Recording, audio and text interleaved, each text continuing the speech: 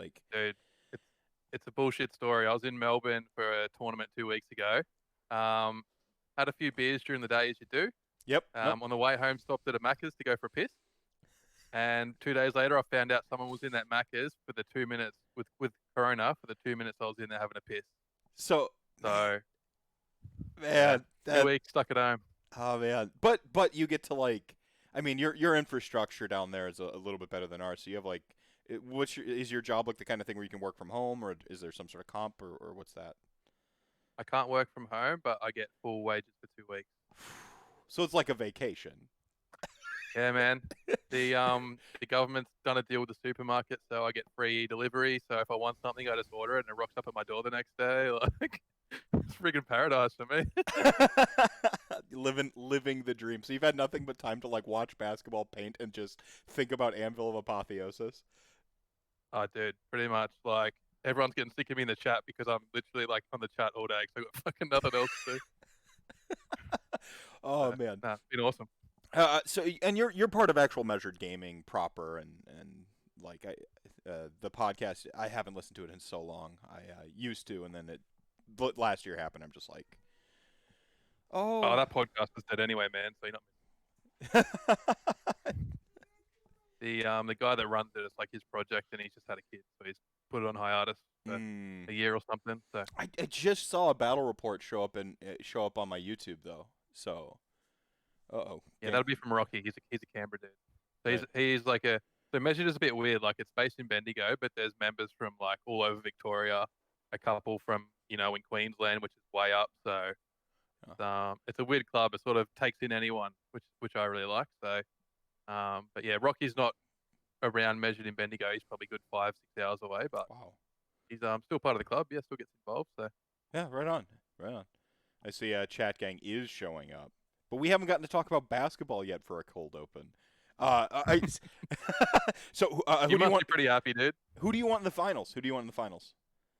Oh, obviously I'm going to say the Suns. Still been a Suns tragic now for quite a while. Really?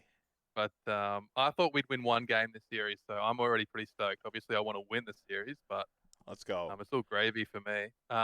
Who I want?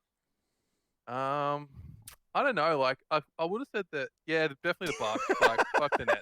Like let's be honest, the finals is basically the next series. Whoever wins that, Right? he's got to win it all, surely. Yeah. I mean, it's whoever comes out between the Bucks and the Nets. I think is got it pretty well locked up. Um, there we go. See, the Bucks are a small market team. And so I have this mentality when it comes to like small market or something like the Suns that's been like out of, kind of contention for a little bit is you view the postseason as bonus when you're small market because you don't often have the money or the city to attract the talent, you know, the way the bigger teams do. So you just kind of got to view it all like happy to watch the season, and then when you get to that postseason, or maybe that's just how I've been coping with very very disappointing postseasons out of my team for the last 4 years. Oh, Um, dude. But then it's crazy how fast it switches because then once you get a good team, then you almost expect to win, and then when you don't, you get sad. So it's almost like you can't enjoy it either way. well, It's a bit depressing. well, that's the thing. That's exactly how it is with the Packers. Is like every year you're like, "Grr!" Like, come on, just make the Super Bowl, and then they keep getting knocked out earlier, and it's starting to happen with the Bucks. But I love. I don't know if I'm more competitive with football in terms of like my cheering interest because culturally speaking, being from the state I'm from, it's all Packers all the time. Like there's this isn't a joke. If you have like a wedding to go to or church, Packer gear if the Packers play on Sunday or play that day is considered formal attire. This is not Yeah, it's a long one. like you get a pass. Like if you're in Packer stuff in like Wisconsin for like whatever it is, and like no one judges you, it's really really funny. So like culturally speaking, there's that like really sort of winsome attitude. With the Bucks, it's like I've always pretty much been a Bucks fan just because I'm a homer. Like I like the home teams wherever I happen to geographically be positioned. But with the Bucks, like they started to get good, and I'm like, oh no, I don't want to like take it too seriously the way I do Packers because I love just watching basketball. Mhm. I might not even know who the players are, and I'll still like, oh, sick dunk. Like it's just the like spectacle of basketball where you actually can have like one superstar just absolutely obliterate on the court, which really doesn't happen in other sports where you like yeah, your quarterback could be really good, but you can still lose games with the best quarterback in the league. If you have the superstar, you don't often lose games, right? With basketball. Or Oh, certainly I don't know if you caught the Portland Denver game yesterday, man, or the day before, but Dame Lillard, bro. I thought I was watching NBA Jam. That dude, like, you're right. You can just get right behind him. It was so good. mm-hmm. Ba- Um, Um, G Dad, ooh, Anvil of Apotheosis. See, no, welcome to episode 96 of RantCast. We're talking all about the NBA playoffs and finals here. no, no, hell yeah. I'll do the real intro. Welcome, welcome, chat gang. I'm of course the magical Mr. Mephisto. This is episode 96 of AOS RantCast. I'm joined tonight by Joel from Measured Wargaming, Joel Prime, if by my measure, right? I like it. And I've got dogs going off right now, running a perfectly good intro. We're going to be talking about we're going to be talking about measured wargaming tonight, but we're going to be talking about Anvil of Apotheosis. So we haven't really done a deep dive. Thank you, Mochi. Thank you so much. That's my corgi. She barks if you sneeze. She hates anyone who who comes knocking at the door, but she wants all the pets at all times. Like so, she'll bark at Hey, you, man. but like I think just she got her wires crossed and barking like just as loud as possible is supposed to entice people to come over and pet her. Hey, dude. If I could bark at that shit, I would too. So fair enough. Oh man. Um. So yeah, sorry. So we're talking about Anvil of Apotheosis. This actually you kind of reached out to me, and I know that I haven't really done much of a show on it. I've talked about it a couple times on the show. I think it's kind of come up as an aside, or we've done like a segment of it when we talked about the GHB show, but I haven't done like a deep dive on it. And you actually prepared like a full-on PowerPoint for this. You want to give us some background on why are you so interested in Anvil of Apotheosis, and what current event maybe has you really kind of looking into this? Um, so to be honest, when it first came out, I had a quick, 30-second, 2-minute flick through, and I was like, oh, this is just shit. It's just sort of a narrative sort of way you can build a fun monster in your list, take your narrative games for some cool other model you found. Like, there's nothing really there. But then I signed up for a tournament in Sydney, because just me and my partner and no kids. So I have all the time in the world and the disposable income, I suppose, to go to as many tournaments as I like, which is really cool. So I signed up and then I looked at the pack and I was like, oh shit, there's an Anvil character allowed in this pack. Let's have a bit of a look.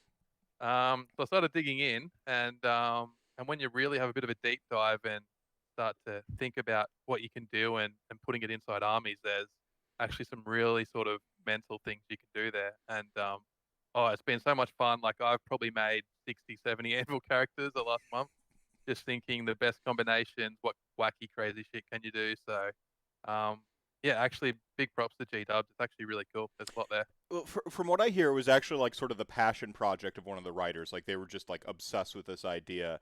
And I remember in Warhammer Fantasy Battle when I did play, and my memories are like really they're unreliable because I was like a literal kid and teenager when I played Warhammer Fantasy Battle last. But I remember like I seem to remember building like a murder vampire to like walk to like march with my like skeletons or whatever and like try to duel people with this like murder vampire that I had in there, just like kind of hiding out. And I remember like buying like the little distinct artifacts and like going through and like sort of building it. And this kind of harkens a little bit back to that, if I'm not mistaken. Like, but in a very sort of AOS-y way. Now we're going to be talking tonight from a competitive viewpoint. I think obviously like this, there's a strength of Anvil of Apotheosis in terms of like hobby, because like you can build your own little hero, and then narrative I think is where they kind of tuck that in the section of the GHB is like, hey, write your story and really put your own spin on the table. But this is from a competitive standpoint. So I would consider myself Team Anvil. Like I consider myself team AOA. Like I'm a fan. Like I like it. I don't know where it fits in competitive play. I feel like it maybe doesn't fit there without like some curating, because there's some stuff in there that I'm like, hey, I don't know if this should fly, or like a minimum points for an Anvil of Apotheosis hero is an idea I've heard spit around. So like you, That would be a great change, actually. yeah. Like buying some of those like 60-point buff like characters is just like, ooh, like I don't know about that, but Well, you'll seen my slides. I prepared a few heroes. I could have gone overboard and literally made like 30 heroes, but I kept it to 3. But you'll see a few examples. There's like those cheap little heroes. The So corn one's a big one for me. Do some really nutty stuff. yeah, so I've actually pulled up the slide that Chat Gang got up here. I don't know if you're watching Twitch or anything, but I've got what is Anvil of Apotheosis and why are we talking about it? So I think that's pretty straightforward. What is Anvil of Apotheosis in case people aren't totally familiar? We've kind of talked about it a little bit, but we haven't said what exactly it is, and why now? Why are we talking about this? Cool. So Anvil of Apotheosis. I'm just going to tell you, I don't have Twitch open, so I can't read chat and talk to you at the same time. It won't end well. But Anvil of Apotheosis is basically build your own hero. You're given a certain points limit, so you can make 2 different heroes. One's 20 points, one's 40 points. Basically, you spend those points. They give you predetermined values for everything. The discussion of itself. I wonder if that's how GW make their heroes stable, but another discussion. But basically, you spend your points. So yeah. Just as a quick aside, I don't know GW's system, and I don't really fully pretend to, but I did have some design side experience with Dungeons and Dragons and some other stuff. With Dungeons and Dragons, there is essentially a class point allocation, and they rate certain abilities. Like, okay, if you get like class N races, kind of like this is like just sort of esoterically, they're like this is if it has flying, that's like 2 of your racial buy in. If you have spell casting, that's 5 of your, and just so on and so forth. So there is a system to that with Wizards of the Coast. I wouldn't be surprised if there's something like this with Games Workshop. It's probably not a 1-to-1 with what we see in Anvil of Apotheosis, but I'd almost be certain there is, at least in the initial sort of development. What it ends up pointed as probably comes a little bit from like some R&D other side of stuff, but there is sort of like there's got to be. I would think. I guess like probably the takeaway I'd take from it is not necessarily the exact value, but how they value things. Oh, so for example, yeah. they're putting flies 4 points in Destiny points, but ethereal's 3. So it's like fly that much better than ethereal. Like I don't know, but it's just that you know what I'm saying. Like moves 1 point and a wounds 2 points, that sort of thing. Like is that how they value? I think it's interesting to think about. Yeah, it might actually kind of glean a little bit of the sort of internal logic of the company at the very least, even if we don't know like a direct point buy. For a while, I swore that they didn't factor in flying into a model's cost whatsoever. This was influenced heavily by my perspective on like death and stuff like that, like where you have like a vampire and you're like, oh yeah, you can just give it flying or it can have a mount, and you're like, that's the same point cost, and like they did that a lot with some of the stuff where like you can just, or like Grimghast Reapers come out, like all a Night Hunt comes out, and you're like, they're all ethereal and they all fly, and you're looking at like Grimghast, not Grimghast Reapers, Chain Rasps next to skeletons at the same cost, and I'm like, just kind of focusing in and try to like squint really hard and see if I can determine the internal logic. But this actually does give us a little bit of maybe a little bit of like a peek behind the curtain on what they value. Yeah, it's interesting, isn't it? And you're right, the Night Haunt thing sort of throws that all out the window a little bit. Yeah. Cool. But yeah, so Anvil basically you got 40 points. However many points you spend your time, that's by 10, and that's what your point value is if you would have played in match play. Now is that the standard system they suggest? Because I know they talk all about Destiny points, or is this what Sydney Slaughter did? No, this is the Anvil. So when you get to the end, it basically says whatever many points you spend times it by 10, and that's your point value for your hero. Pretty straightforward. So that's everything. On the point you mentioned, though, I think I've got it on the next slide or one of the slides. The Sydney Slaughter TOs have tried to balance the Anvil a little bit. So I think that's great. Yeah, on this first slide, it says selection. It says Destiny point changes, and so it's got some TOs commentary here. So, for example, Ethereal's normally 4 points. They put it up to 6, which I think is great because everyone's going to make a 3-up Ethereal monster. So let's steal some points from that. Right. They put some points on probably the biggest glaring obvious broken thing in Anvil when you first look at it is the command ability. So that you just get it for free. Pick it for your hero, and you give a 1-up save wholly within 18 to a unit in the combat phase, and it stacks. So they've made you pay three points instead of nothing. So I think that's a great change as well because I think that's going to get abused, as you'll see in my list later. Right on, right on. Yeah. I mean, the one of the big, I mean, that's the stacking command abilities, and I don't think they were necessarily future proofing this, quote unquote, where they're like, oh, third edition's coming out in a year, people are still going to be playing with Anvil of Apotheosis. I don't even know if that entered their mind because I hear we're not going to have stacking bonuses like that, but who knows? I don't profess to have any inside track on this kind of information. It's better to speculate than it is to know. Yeah, so It's more fun too. yeah, it's way more fun. Like way more fun to just like kind of get lost in your flights of fancy. Um, yeah, so I don't know if that ever factored in, but like that seemed even without hey they're gonna do this like just free +1 save that felt a little potent. Um, the other thing was like minimum point cost. I just felt like there should have been a minimum point cost for like you bring an Anvil of Apotheosis. One of the challenges here, and I don't know if you addressed. I don't. I read through the slides, but I could have missed it. I don't think you addressed this. Did? Oh man, I lost the train of thought. I'm sorry. It's been a long week. I've been cooking in No, the you're sun right, all man, day. Did they address this? It was about the TOs. Did they address something? Oh my gosh, I'm so sorry. My minimum brain points value. minimum points they didn't address. No. And the other thing I was And going to say, there we go, vetting it. Vetting it seems to be one of the biggest challenges for Anvil of Apotheosis. Being able, like, it's hard enough to check to make sure every battalion's legal when you're list submitting. Making sure everyone built their Anvil of Apotheosis, like hero. I don't think dishonesty, but without errors, that's going to be a challenge. I don't know. oh, Yeah, I'm not jealous of the TOs for that one there. yeah. It's a big week of work to get that checked. But look, he's a pretty smart cookie. He's the guy running it, and I'm sure he'll be all over it. So I'm not really worried about that actually. Yeah, right on, right on.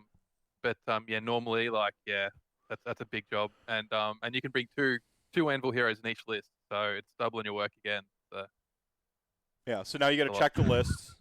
Usually battalions is a big sticking point. Check the lists, check and then check 2 Anvil. So you're allowed up to 2. Are you told to bring 2? How was that determined? So you can have 0, you can have 2. So everyone's bringing 2. You're Got it. Oh, look, if you're switched on, you'd be bringing 2. Yeah. You can have one up to 200 points or 20 destiny points, or and your second one can be up to 400. But they can both be 40 points, for example, if that's what you wanted to do. There's no minimum. So I think yeah, I like that you've mentioned that because I think that could have definitely helped to bring something like that in. But hey, it's all for good fun. I can't wait to see some janky shit. Let's go. Right on, right on. Now, see, I mean, for me, there's like a sweet spot of Warhammer when it is being janky and weird, but also you're kind of like you're locked in trying to like win. That's I certainly try to like talk about Age of Sigmar in like a sort of holistic manner, but I make my skew towards competitive play pretty well known. In I don't want to like hoodwink anybody, but for me, that sweet spot is like when the wacky like meets the competitive, and so this is kind of my jam right now. And I do have a bit of a caveat, and I think you've got a bit of a caveat to address a little bit later on. And one other thing about this slide here is there are no realm rules in play at this event. Terrain rules are all predetermined.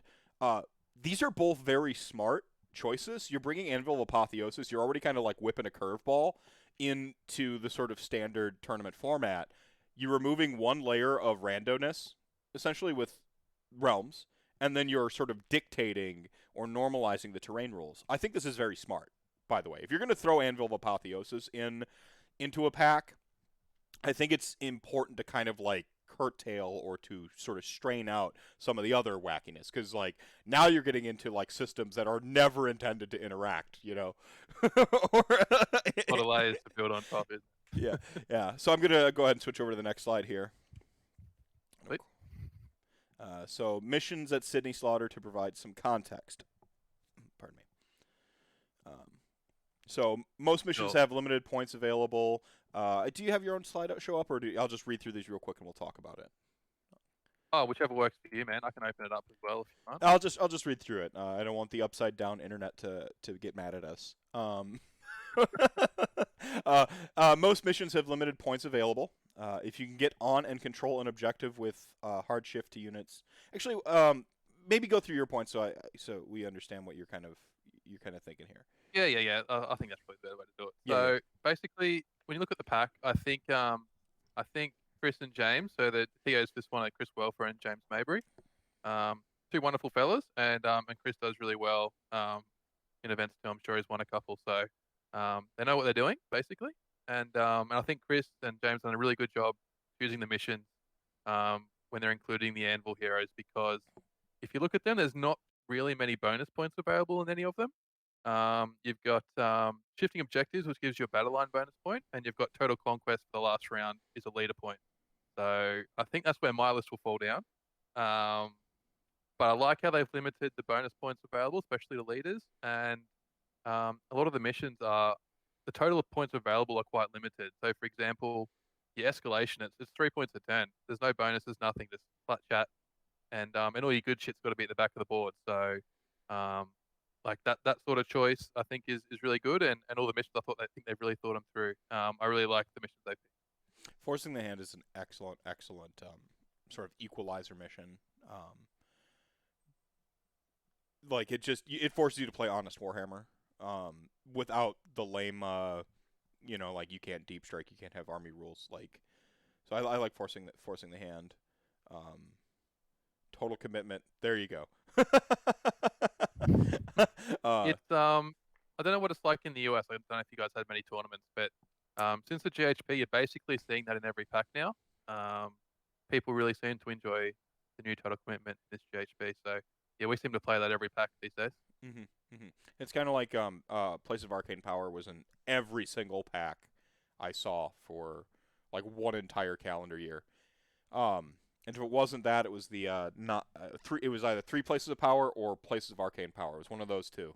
And every turn Yeah, of the we pack. always used to have always had knife to the heart, and it was nearly always round three, just to sort of split the pack up. But it seems that total commitment has sort of taken that place, which is Good, good, interesting, I suppose. Good good, to have something different.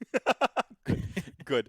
The ways in which I've won Knife to the Heart have been utter jank. And I didn't feel good about it. Oh, it's always a teleport or like a summon and a deep strike. It was Every a time. summon. Yeah, it was when I was running my Death March list. I had a 20. This is when Flesh Eater Courts was still like super powerful. So I'd run a 20 block of Black Knights and just like throw them at a Gristlegore Flesh Eater Courts Terrorgeist, and like I'm like, you're going to kill 15 of them. But the 5 that are alive are going to be triple. They're going to have like +3 attacks and double activate and basically nuke this thing. And I'm going to resummon them and just throw them again. And it's like the tool I had, so it's what I used. And I played against a staunch cast list, so like a little bit of like a retooled up sort of staunch cast list. And I just threw the 20 block at him. They just kind of shattered on him, but they thinned out just his numbers just a little bit, combined with some of my sort of artillery Good fire. stuff. And then I had like 1,500 points on the home objective just in little concentric circles, like Graveguard and I'm like, you're never gonna take this, and I just like threw it at him, 1, 2, 3, and then just like the last time I just walked him up, surrounded him. I'm like, okay, it's mine, I win, and just like it's the jankiest way I've ever won. I'm like just one block of idiots just thrown headlong into this thing, and they're like, yeah. So yeah, Knife to the Heart. You see some jank with it, and I think it's nice that it's kind of, yeah. I don't know. So We've all played knife to the heart enough now. It's time for something yeah, it's different. time for something new. So yeah, it's a really smart pack. You're saying that this pack favors like tanky, fast, lower drop control style lists. And where That's does just my opinion, but that's how I feel when you look at the missions, right? Just because, you know, for example, escalation, there's not many points available. You mentioned knife, force in the hand, whatever it's called. There's not that many points available. Shifting objectives, there's really not many points available. So if you can get on objectives and stay there for long enough, you've got it, Mhm. I think. And that's why I've said things like chain chase and KO. I don't think they've really got a big shot, because by the time they clear you out, it's just going to be too late. Mhm. Mhm. Okay. And it's going to be because a lot of the missions, the objectives are all real close. You can't really teleport janky shit onto them, can you? You'll be blocked off. So, Right. Right. but we'll see. All right, and then a few of the more out there heroes Anvil makes possible. So we go into some of this here, and I'll let you kind of go through them. Okay, cool. So, do you just want to put a bit of a a disclaimer on this one. So I've tried to include the command traits and artifacts because I think it's important that you see the whole picture. Because at first glance, you might have a look and be like, "That's nothing special. Why is it so good?" So I've tried to put those on my few examples, so you can get a good understanding. I haven't put everything up here, and I'm sure I've missed some. So if you thought of something or you've seen something crazy, like get on Twitter or whatever, send it to me. I'd love to see it because yeah, I love janky shit, and doesn't get much more janky than this shit, does it? So I'm all Fantastic. aboard. Send it to me. Fantastic. Um, yeah, cool. Yep, and like I said, or we've said, this is sort of the last tournament for AOS 2 for us over here. There's a few little ones, but the last big one, obviously with the new edition coming out, hopefully in a month or less. I think it's an awesome way to send it off. Let's bring out all our jank. Let's have a bit of fun. Let's make our own heroes and have at it. Like, I don't think we should all it's the last tournament. Who wants to come in and try and smash people with the filthiest list? I don't think it's the time or the place for that now. So let's have Yeah. some fun. Yeah, and we've kind of had. I know it's been a little bit different down there, but up here we kind of had like a year that never happened for tournaments. You know, like a lot of our events. I know everywhere in the world sort of shut down in various degrees, but I remember seeing like Australia's like having a couple of us who were like, "What?" and just like, "What?" They still, so this last year of all years, I think, is one of those where like you need to achieve ultimate catharsis, and how do we achieve ultimate catharsis with games?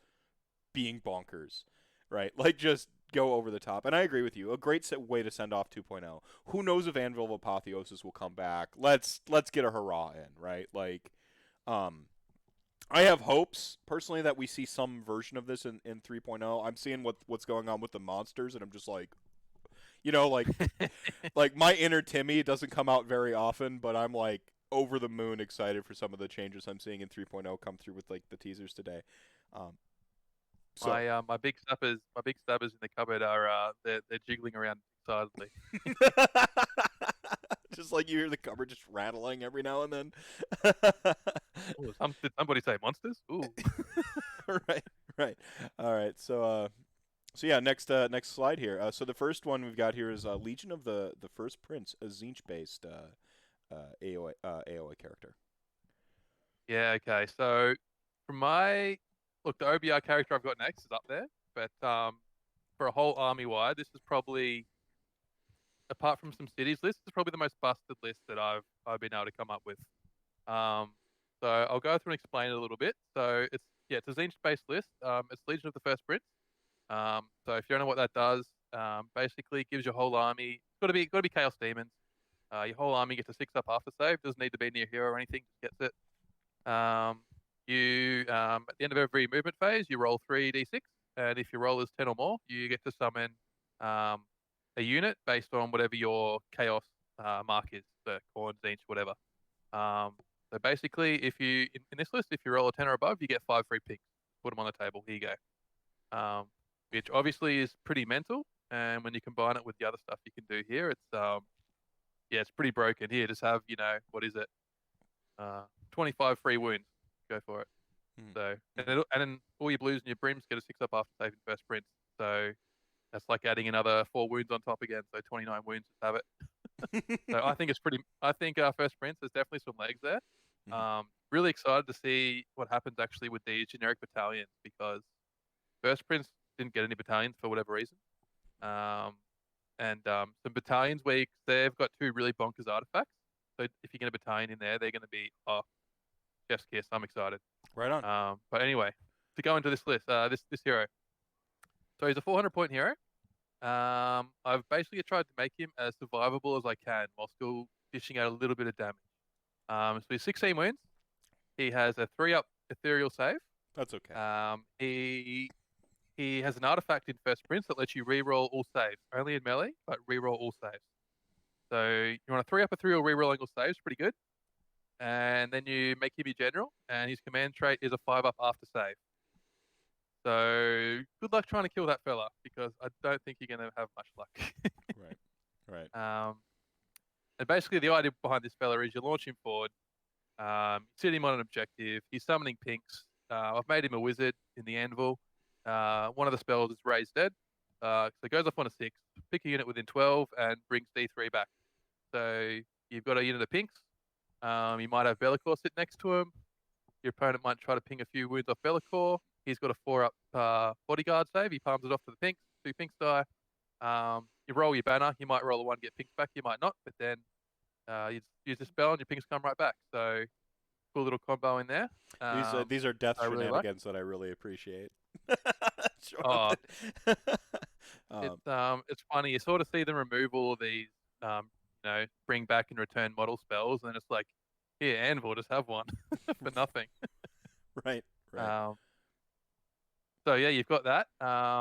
So basically, you've got an unkillable hero. He's going to sit on a point. He's going to bring pinks back. He's going to summon pinks.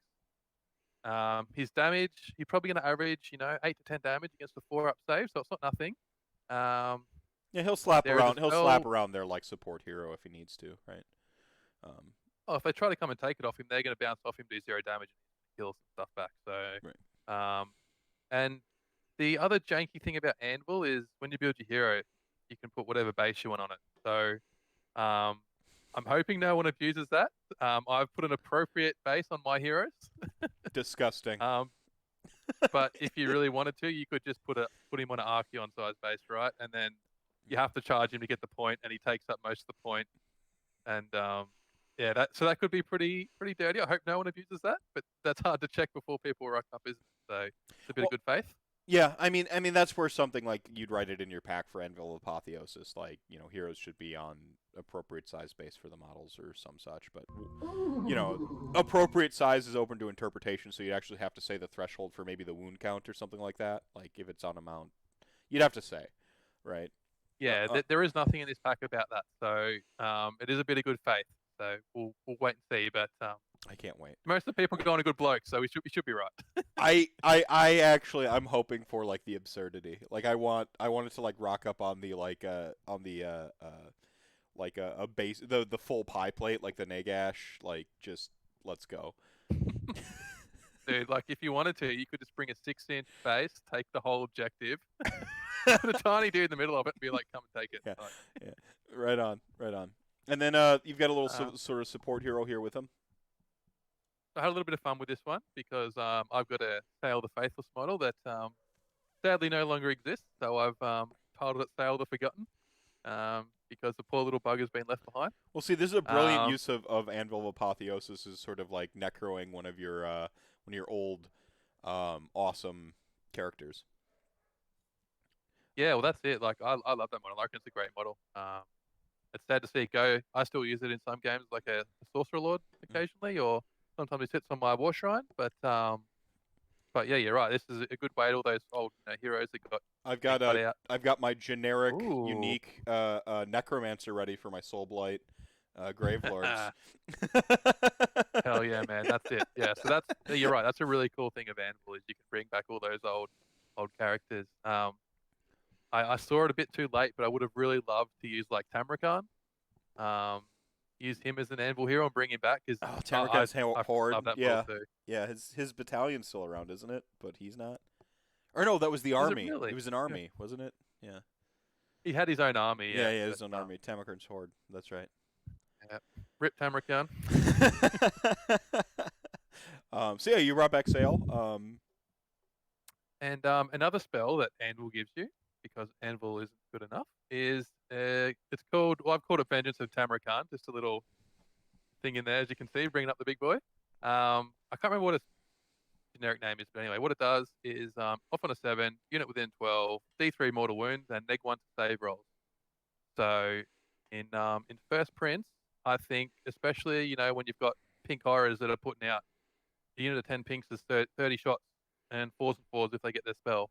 And if you take a -1 off their save, that sort of thing's really going to start to add up, isn't it? So this is the kind of spell I would love to see just around in the game. Now, Grashrak has something similar to this, right?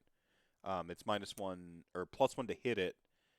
I don't remember if it does the D3 mortals though. I love stuff like this. Like I think like especially since we're kind of moving into like a new design space with not stacking buffs and debuffs, having like buffs or debuffs on a spell and then like having it do just that one extra sort of thing, like whether it's mortals or like if you zap something for some damage and then you get a bonus movement, or I really like the design space of stuff like this. This is something where I'm like, I would love this to be a lore spell in pick a battle tome. Yeah, but it's good. It's really good. Yeah. And you think, oh, it's a 12-inch cast on a 7. That's hard to cast. Mhm. That's when you can start to build the list around it. And how can we make that better? Um, so and to be your point, this guy's 50 points. He's 50 points. He can do the summon thing, so he can summon 5 pinks. He can heal things. He's got this spell. And when we build a list around it, like for 50 points, it's pretty mental. Yeah. Um, Right. so just an example of something I might run. Obviously you got to put Be'lakor in. You put a Kairos in. So then you're going to add some control, more control. You're going to add some ranged firepower. So you've obviously got your 6 mortal wound spell.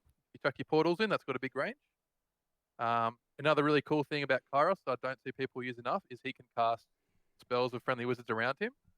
So Kairos could cast this. A 7 to cast, obviously, half the time it goes off. But when you've got Kairos rolling it with his Master of Magic ability, then it becomes a lot more reliable, doesn't it, if you really need that neg 1 to save. That's right. That's right. Really. The next thing I'd probably throw in would be like a Blue Scribes. So then Kairos is re-rolling all his spells. This fella can re-roll his spell. Your other big Anvil hero that I talked about, he can re-roll his spell. So now you're really starting to get some gas going, right? And if you want to go full hero hammer, I'd chuck in a Change Caster, maybe a Bale Wind as well. So you've got your D6 mortal wound spell off him, get up to 24 on the Bale Wind. And if you cast a 9+, he gets to cast another spell. So you're really starting to stack it up there. And you're just playing like an old school board control attrition army that's just, it's going to stick. And I like that. I mean, I secretly, sort of, go ahead. Oh, it's just what I've leaned into because of the pack. So most of my lists have been sort of, and heroes have been built in this way just because of the pack. Yeah, right on. Right on. Is there? I like this little note at the bottom. Is there a list with more control and wounds in the game? A philosophical question to people. Well, if you think about it, you're going to put, probably two units of pinks. Maybe throw some plague bearers in there, just to surround your backfield hero. And it's so much healing and summoning in this as well.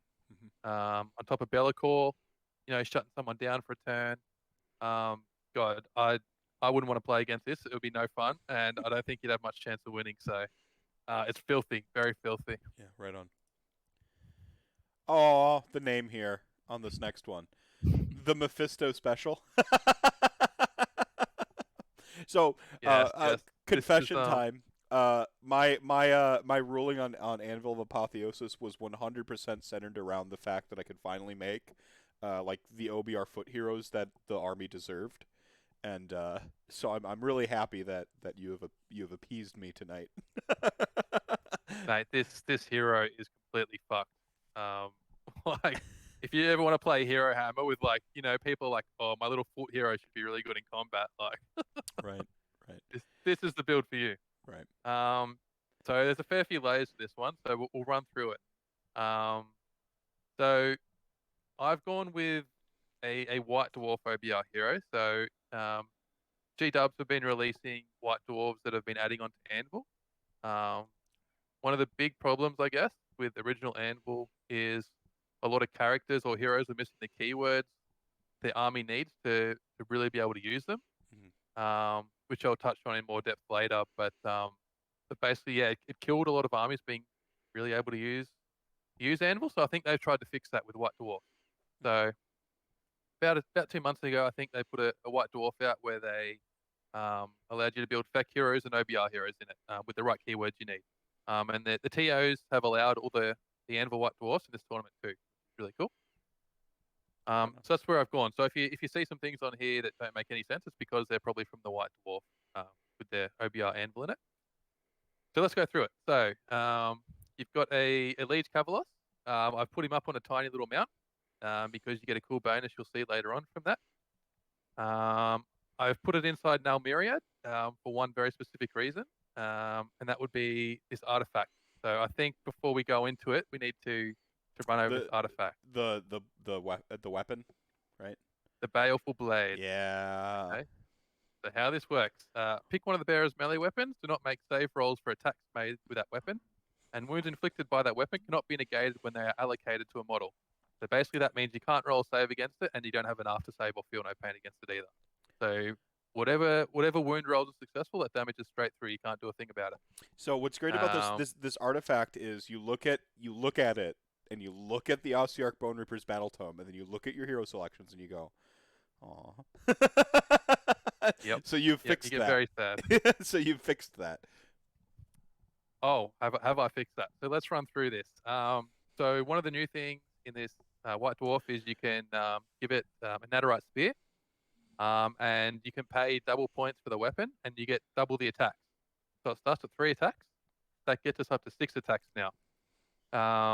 What you can then do is in the character building section, you can buy extra attacks for your weapon and damage. So I've got him up to 9 attacks now, just base. Because it's a Netherite weapon, his 6 is to hit explode. Awesome. I spent points to give hit and wound, so he's hitting on 2s and wounding on 2s because we want as many thrills possible. As we went through with the weapon, rend means nothing because it all goes straight through, so you don't need any rend. That's not important. And then what I've done is because I put him on the mount, there's a nice little Well, ability he's there called damage Ride Them Down. 4. You made the He's 9 attacks, so at the moment we're on 9 attacks. We're hitting on 2s, wounding on 2s. Your 6 is to hit explode and damage 4. If you charge them with this Ride Them Down ability for 1 destiny point, so 10 points, you add 1 to the damage of your melee weapon. So now we're up to damage 5. Because he's a Liege Cavalos, he gets access to the Endless Duty command ability. So now we're up to 10 attacks, right? So as you can see underneath the description there, I've put a little table that I've made up in Stats Hammer of the average damage that this fella does. This is with no other buffs, just what's on his war scroll. So you're averaging over 40 damage just from that, right? So that's going to kill, 95% of everything in the game without much trouble. He's not that slow. He still moves 8 inches because he's up on that little mount. and you can plus 3 him. So he's going to get where he wants to go. You can plus 3 him because of your generic RDP ability. So he's a move 11. Can't reroll charges though. But Yep. Poor OBR. Yep. So that's base. Now, inside OBR, there's a few things we can do on top of this, just in case 40-something damage isn't enough for you. We can bring, I think it's the Bone Shaper, right? That gives you reroll 1s to hit. Is that right? It's a spell.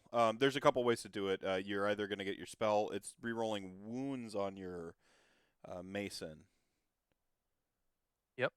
And I don't know. you might be right. Oh, I'm going to pretend you're right for now. So you can spend a CP if you want to. You can get the reroll 1s. Oh, I suppose you can't for OBR. But anyway, you get reroll 1s to hit from somewhere. There's an abundance of rerolls 1s to hit in this army. There's just a billion ways to get it. Yeah. And the other thing that I found was you've got the Empower Netherite weapon spell. So then you're exploding on 5s. 4s on their spears, but I don't think that stacks with this particular spear. Oh, well, my bad. The way I read it, I thought it did, but I must have. It might be. Anyway. It might be 4s on this spear because you switched his weapon to a Netherite spear, and spears are the ones that explode better. So they're exploding on. It's just what's in the anvil. So in the anvil, it just says explodes on. Okay. All right. I don't know if that affects your spell at all, but let's just say it does for the purpose of this. If you're exploding on 5s. Yeah, go ahead. Yep. Exploding on 5s, reeling 1s to hit. So your damage is all of a sudden it's jumped up to 55-60. I think at that point you. Go ahead. Yeah. It's the Soul Mason that has the rerolling ones, which is what I thought it was. So, and that's the Soul Guide. That's the one you can chain cast. Yeah, so it's your Soul Mason. Yeah, go on. Sorry. But yeah, at this point we're up to 55, 60, 65 damage. So at that point, I think you are killing any unit in the game. So if you want to make a little hero and be the hero of your own story, then this is the army and the build for you. I don't know if you've heard about my journey through hobby, but the joke goes that I have a character named X, because when I was building Ossiarch Bone Reapers when I first received it, when I first bought it, and however long ago it was, actually X is right here.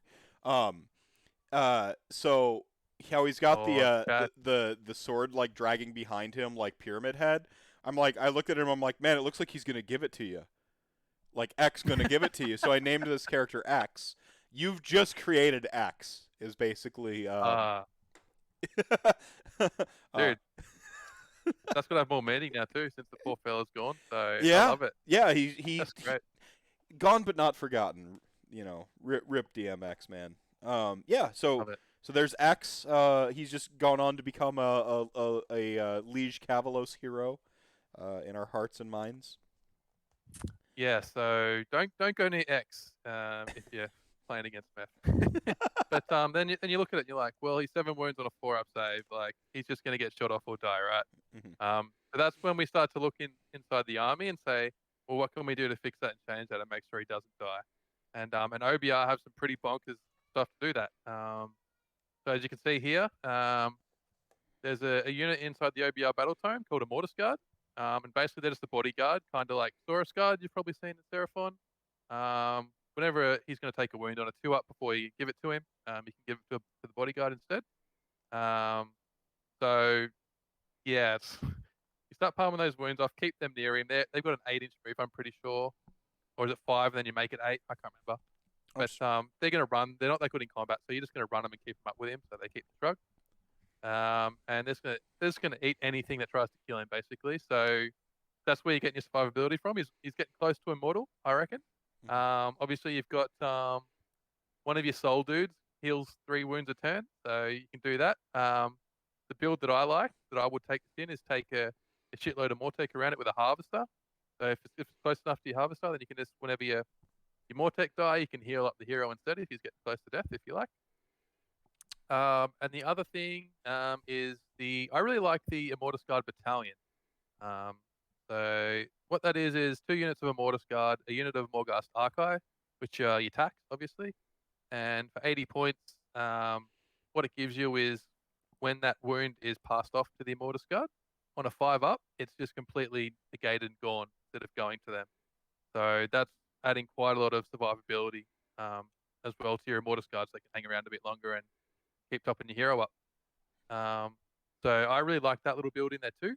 We've got the Archai aren't, like, obviously they're not great, but they're not terrible. So they're still going to do a job for you. I believe they're Ren 2 if you throw the spears on them, they're the halberds on them, they're Ren 2. Like you can just they become a missile. That's how I've always played Morghast, is like they're just a missile. You point at something and you send them at it, and then you've got they're fast enough. I think they might be flying 10. It's been a while since I've run them. I think they're flying 10.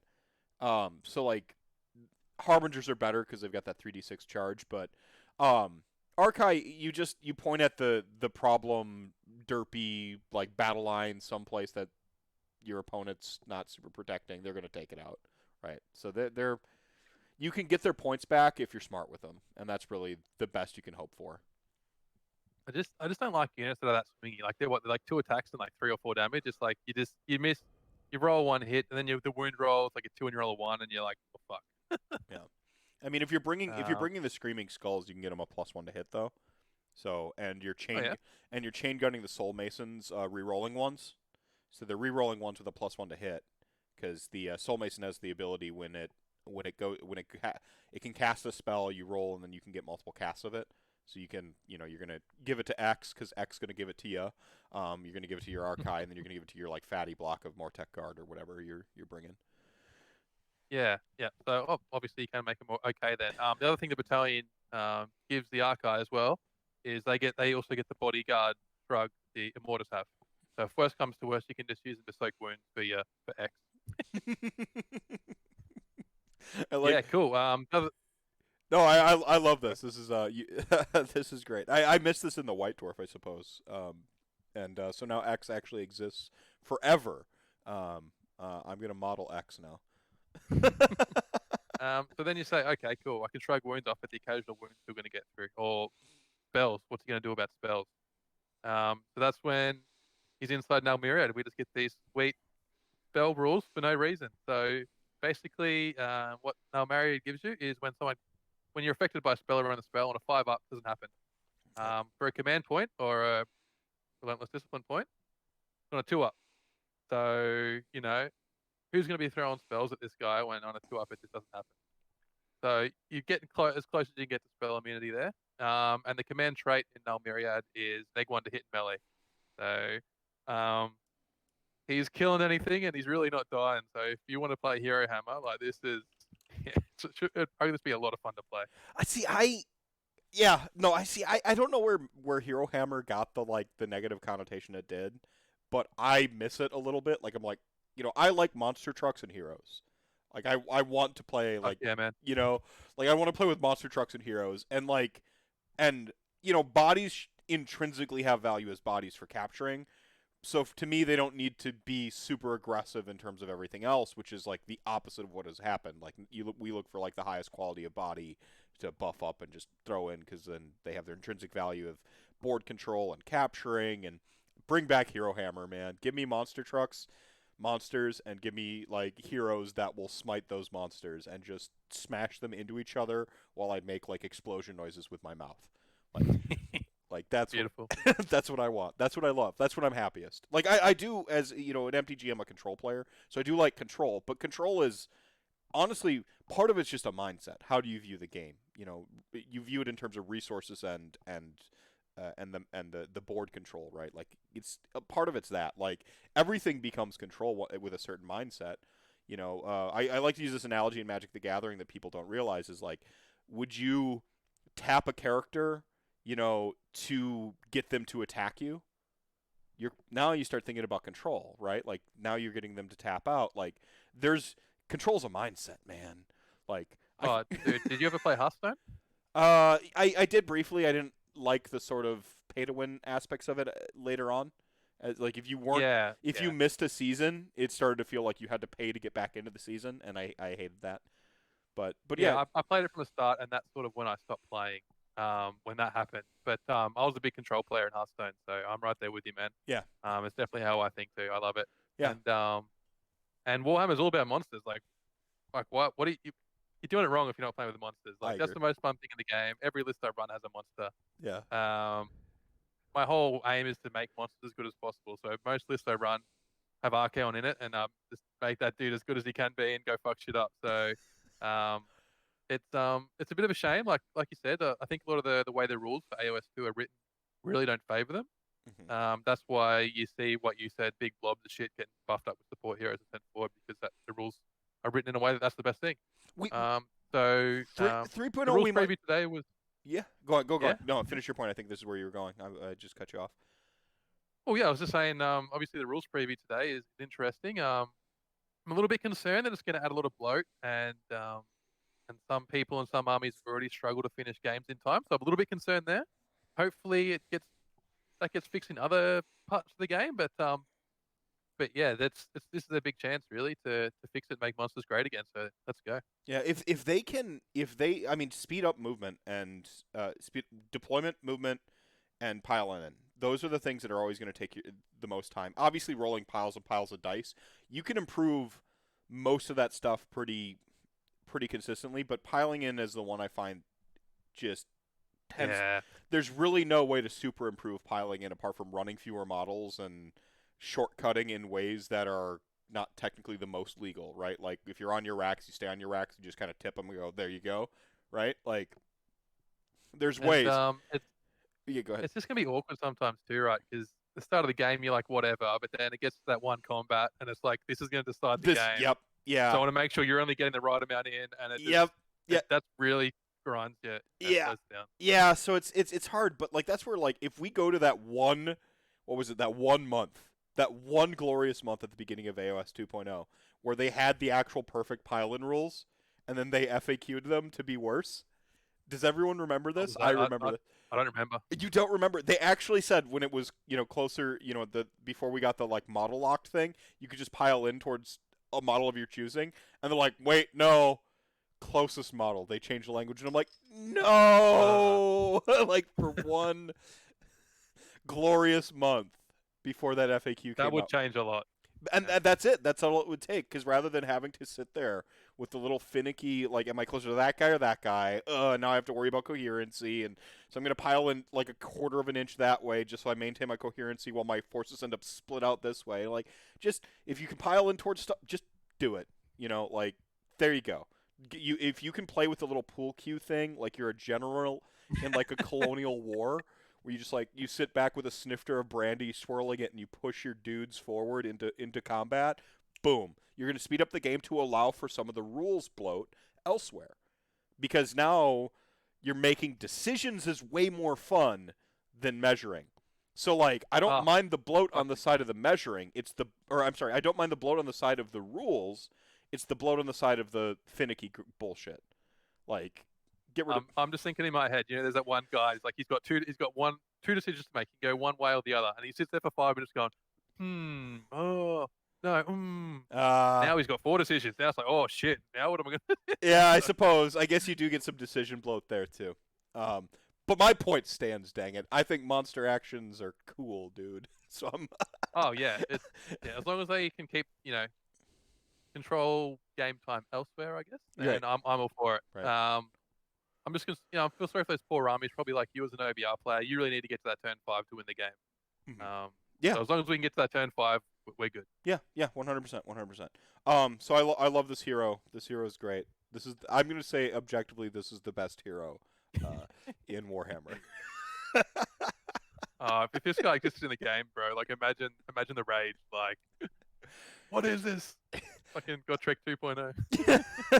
But he can get there with the 8, sometimes 11. You mean that you're talking about sometimes turn 1 with aggressive deployments on both sides, but turn 2 you're in the game, right? Instead of turn 3, which is sort of like the pivotal turn. You're already, you've taken a piece off. You can move to take a second piece off. So. Well, if you think most missions these days are 18 inches, aren't you? So Yeah. you're probably putting him on the line and putting bodyguards next to him, so you're 7 away. Yeah. You're laughing most half the time you're there. Let's go. Right. So your list and 2 Anvil heroes. So I like that you're throwing this out here. There's some stakes too. So like I feel like you're kind of calling your shot Babe Ruth style with the this is my list. Let's go. Oh, look, mate. I've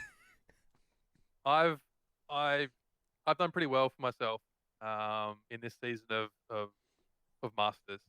So there's really nothing left for me to play for.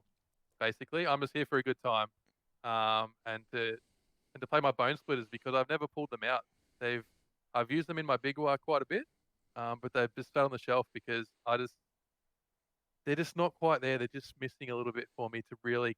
I'm a competitive player. That's how I see Sigma, and it wouldn't be fun for me to sit there and go like 2-3 because my army sucks basically. Mhm. So just missing that one thing, and I think this Anvil hero is just what they need. So that's why I'm happy to pull them out and give them a run on the table, basically. Right on. So I'm here for a good time. I'll definitely try and win, because that's what I enjoy, the competition. But Yeah. yeah, if you want to study my list and I tell you all my secrets, then so Well, be it. why don't you If you lose, it makes it even better.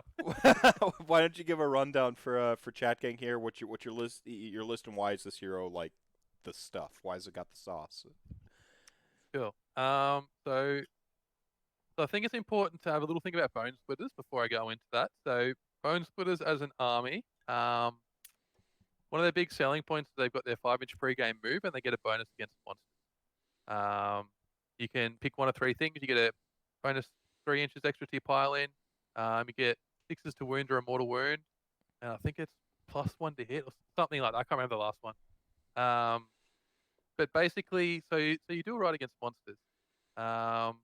And you've got a shitload of bodies and wounds. They've probably, I think they're the second or third cheapest wound to points ratio in the game on their Savage Orcs. So you've got the bodies, you've got the wounds, you've got the bonuses, but they're really lacking damage or that real big hammer. They're deceptively quick too. I've had games as Bone Reapers against them where like it's with enough objectives on the table, it's just a washing machine in a circle, and I can barely catch them, and it's often too late. If like you said, like we need turn 5 to win with OBR. OBR is basically it's just no tricks, just fists. Like it is fundamentals, fundamentals, fundamentals. You set a plan in motion, you execute, and if you execute well and get the time to really like see it come to fruition, you win games. Like that's one of the things I love about OBR. But like a cagey player on an army with a proper built list of bone splitters on the wrong battle plan, you almost can't beat them. If you're not bringing catapults, if you're bringing catapults, is a different story. But Fuck catapults, man. the big asterisk. But yeah. So yeah. Bonus splitters also have some deceptive speed. I think it's that pre-move, but then they also kind of churn around the table. They've got a couple good spells where they just like. Oh, they've probably got the best. I think the best movement spell in the game, in my opinion. Just if you don't know, it's Breath of Gorkamorka. Goes off on a 6. It's successful. Pick a unit wholly within 24 inches, so it's very generous on the range. And that unit can double move and fly. If you roll doubles on the dice, so 2 5s, it's triple move and fly. So I normally run Big Wire. That's the list I've run the most in the game. I love it. There's so much you can do there. I love my orcs. But basically, there's been games where I've got that triple on the Rogue Idol, and you've got a ability called Mighty Destroys, which gives you a hero phase move. So he goes from 10 to 30 inches, and he flies. So basically, he can cover 60 inches of the table in a turn.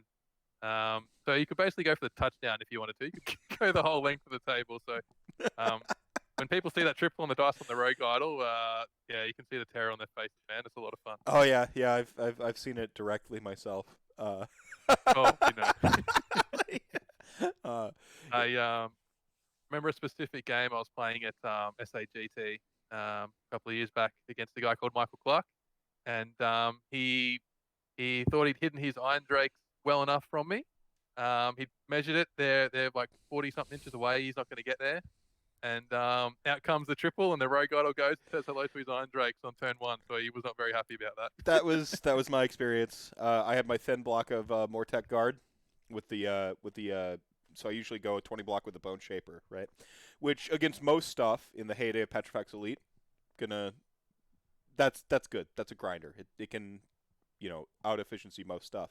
And even the Rogue Idol turned into like a little bit of a slobber knocker, but then the shooting support came in, and then but I wasn't counting on getting stuck basically in my deployment on that corner over here on a stair step deployment, and he just and just diagonaled across the table. He did he Yeah, fit boy.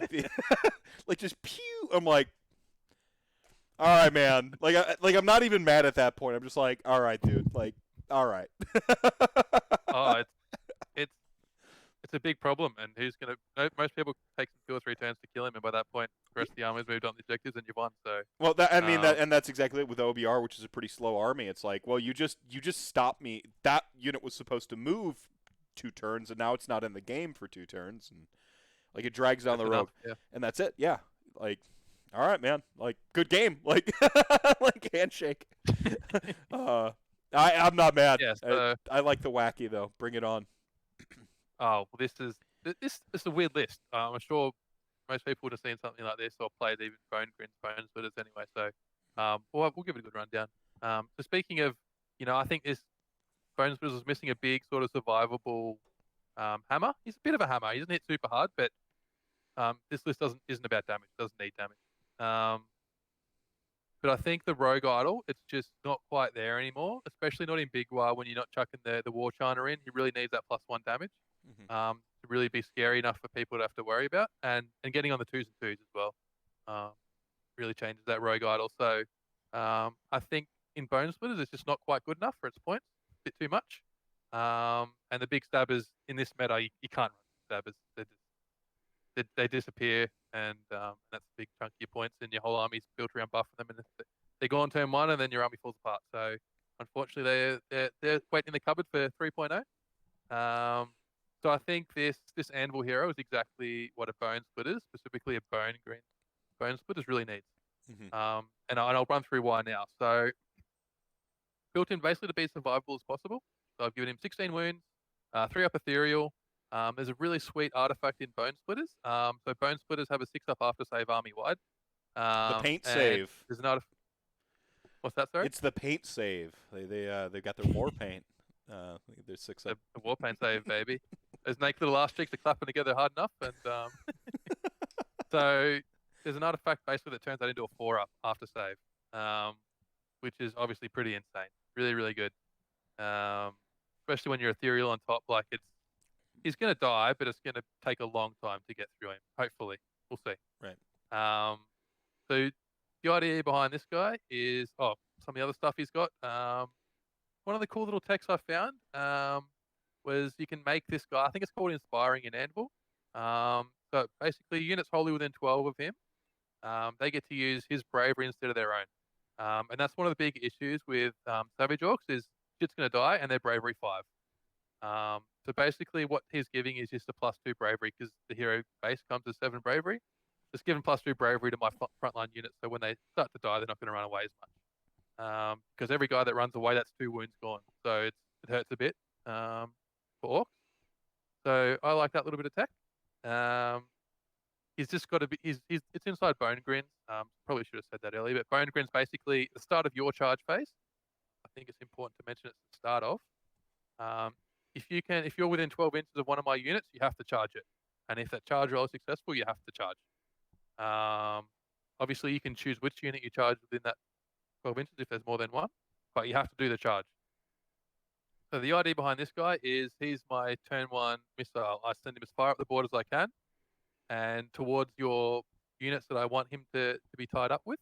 So you can't get them to where you want to go. And charges them or just runs and gets as close as he can. And then in your turn, you have to charge him. And then you're locked up with him. Sort of the plan there with him. And then that gives you enough time to get the rest of the army in the position where you need it to be. I haven't put fly on this war scroll because there's a fly spell in Bone Splitters. So that gives me enough points to put in other areas, make him more survivable, do a little bit more damage, etc. So he's still doing, I think it was, when I did the maths, it was like 12, 14 damage. Maybe doing a little bit more. So you can't ignore him. And even shit that charges him, he's going to turn around and nearly kill them back. So he's a handy little hero. I've given him the -1 save spell that we talked about before. He's also got the breath spell, so that's the fly one, so he can give himself fly and get around to where he wants if he likes to. So I'm really excited to get this guy on the table. I had a model. It's called Gorthang the Swamp Master. If anyone's heard of that, by Carol Rudick Art. And I've had that sitting in my cupboard for nearly 2 years. I haven't used it.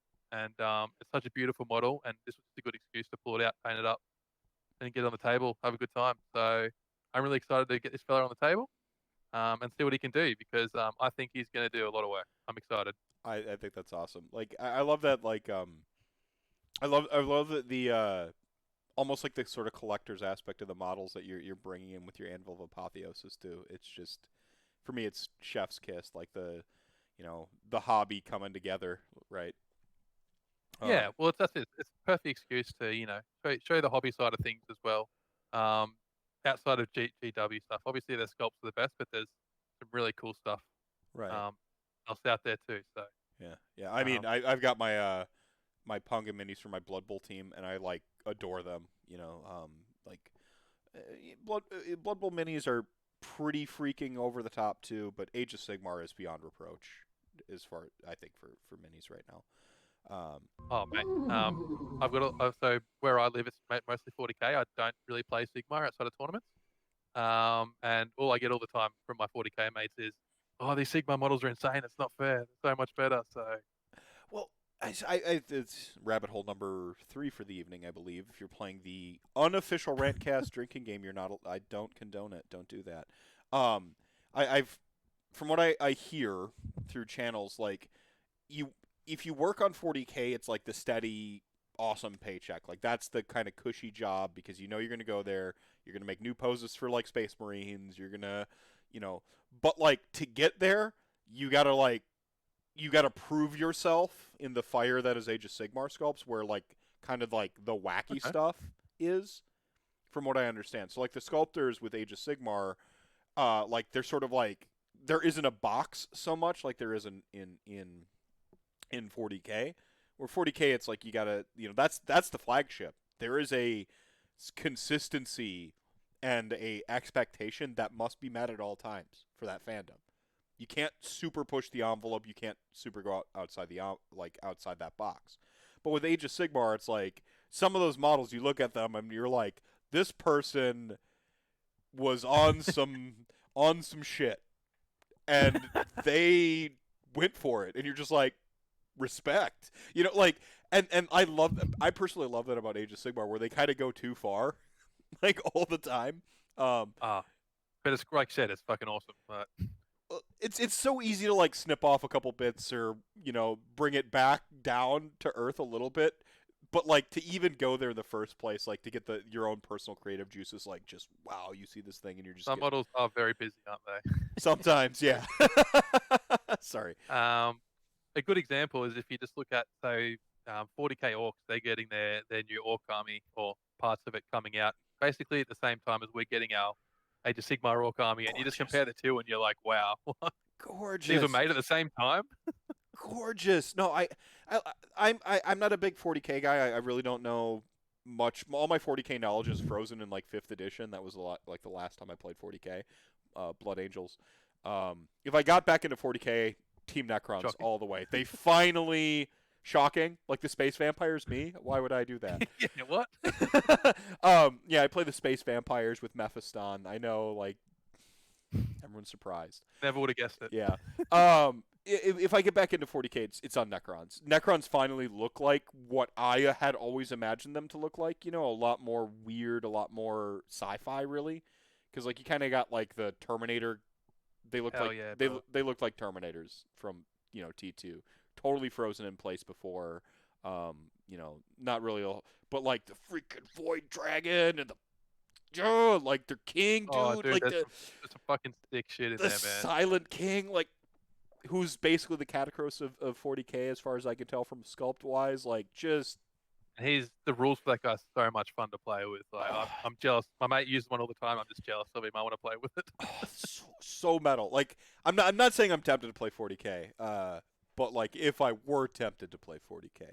But yeah, like the little pig dudes that they just got in 40k. I took like months deciding whether I liked them or not. Like I'm like yeah. I came down ultimately. I think they're cool. Like I'm like, yep, cool. They won me over. Like the long squigs, cool. I saw the. I was pretty similar to that. Yeah, I saw the Age of Sigmar, like these new ones, the Cruel Boys, and I'm just like flip the table. I'm like, I'm not even the destruction guy. These are freaking amazing.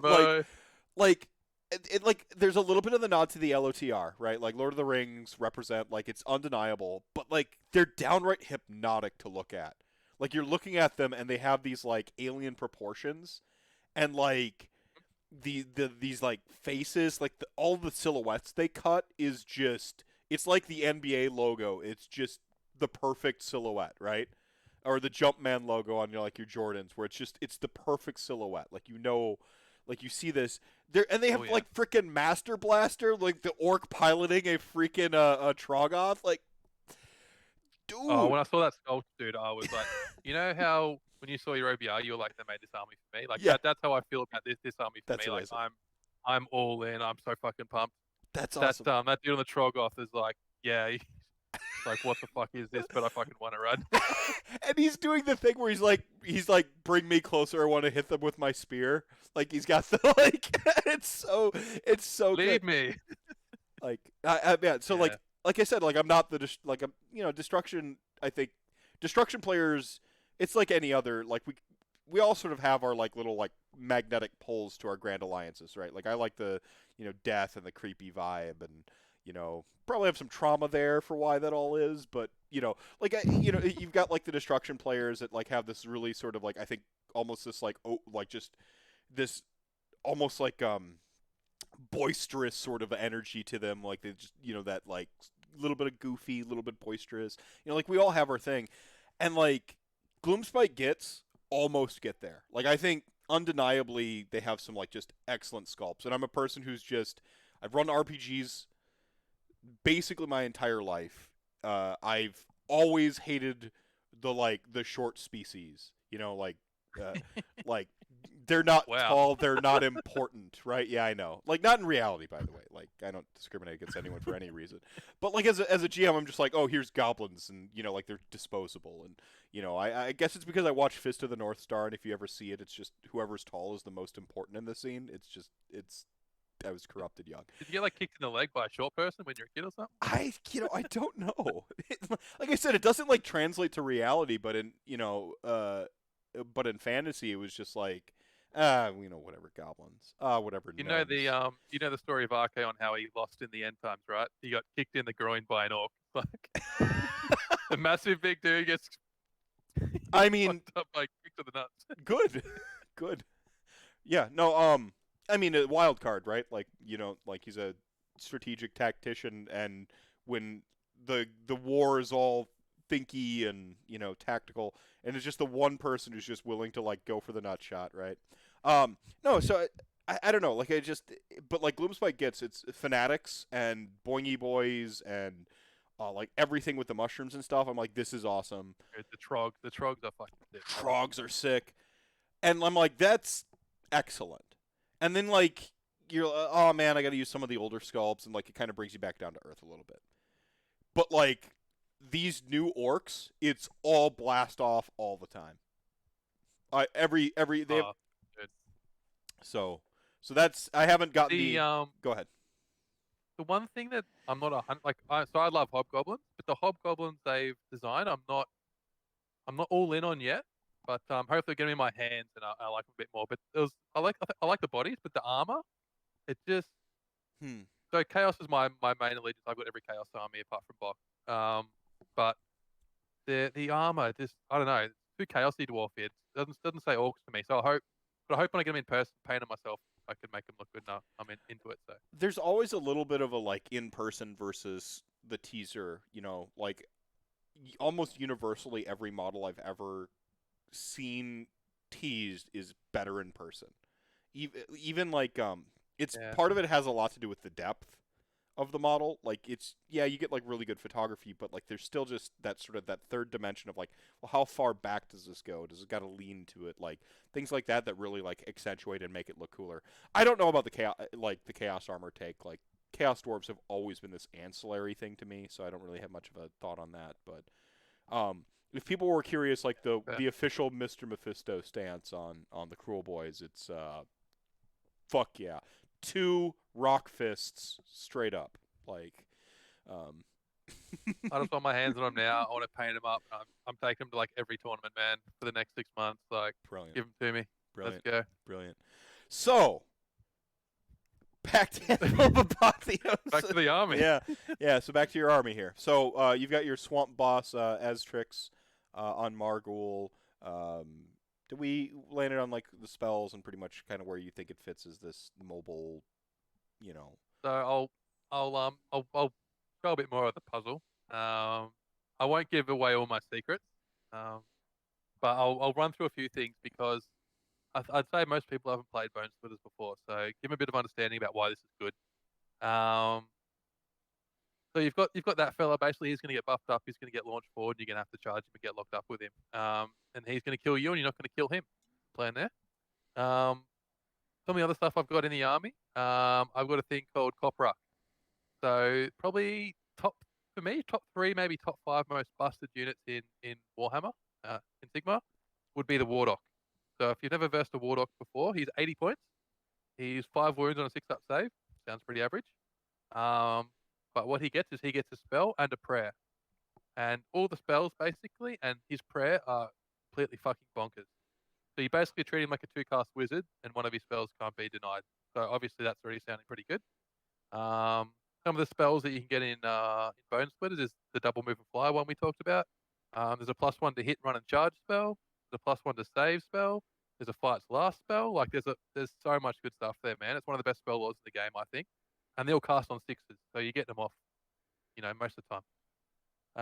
And there's a lot of ways to buff your pluses to cast too.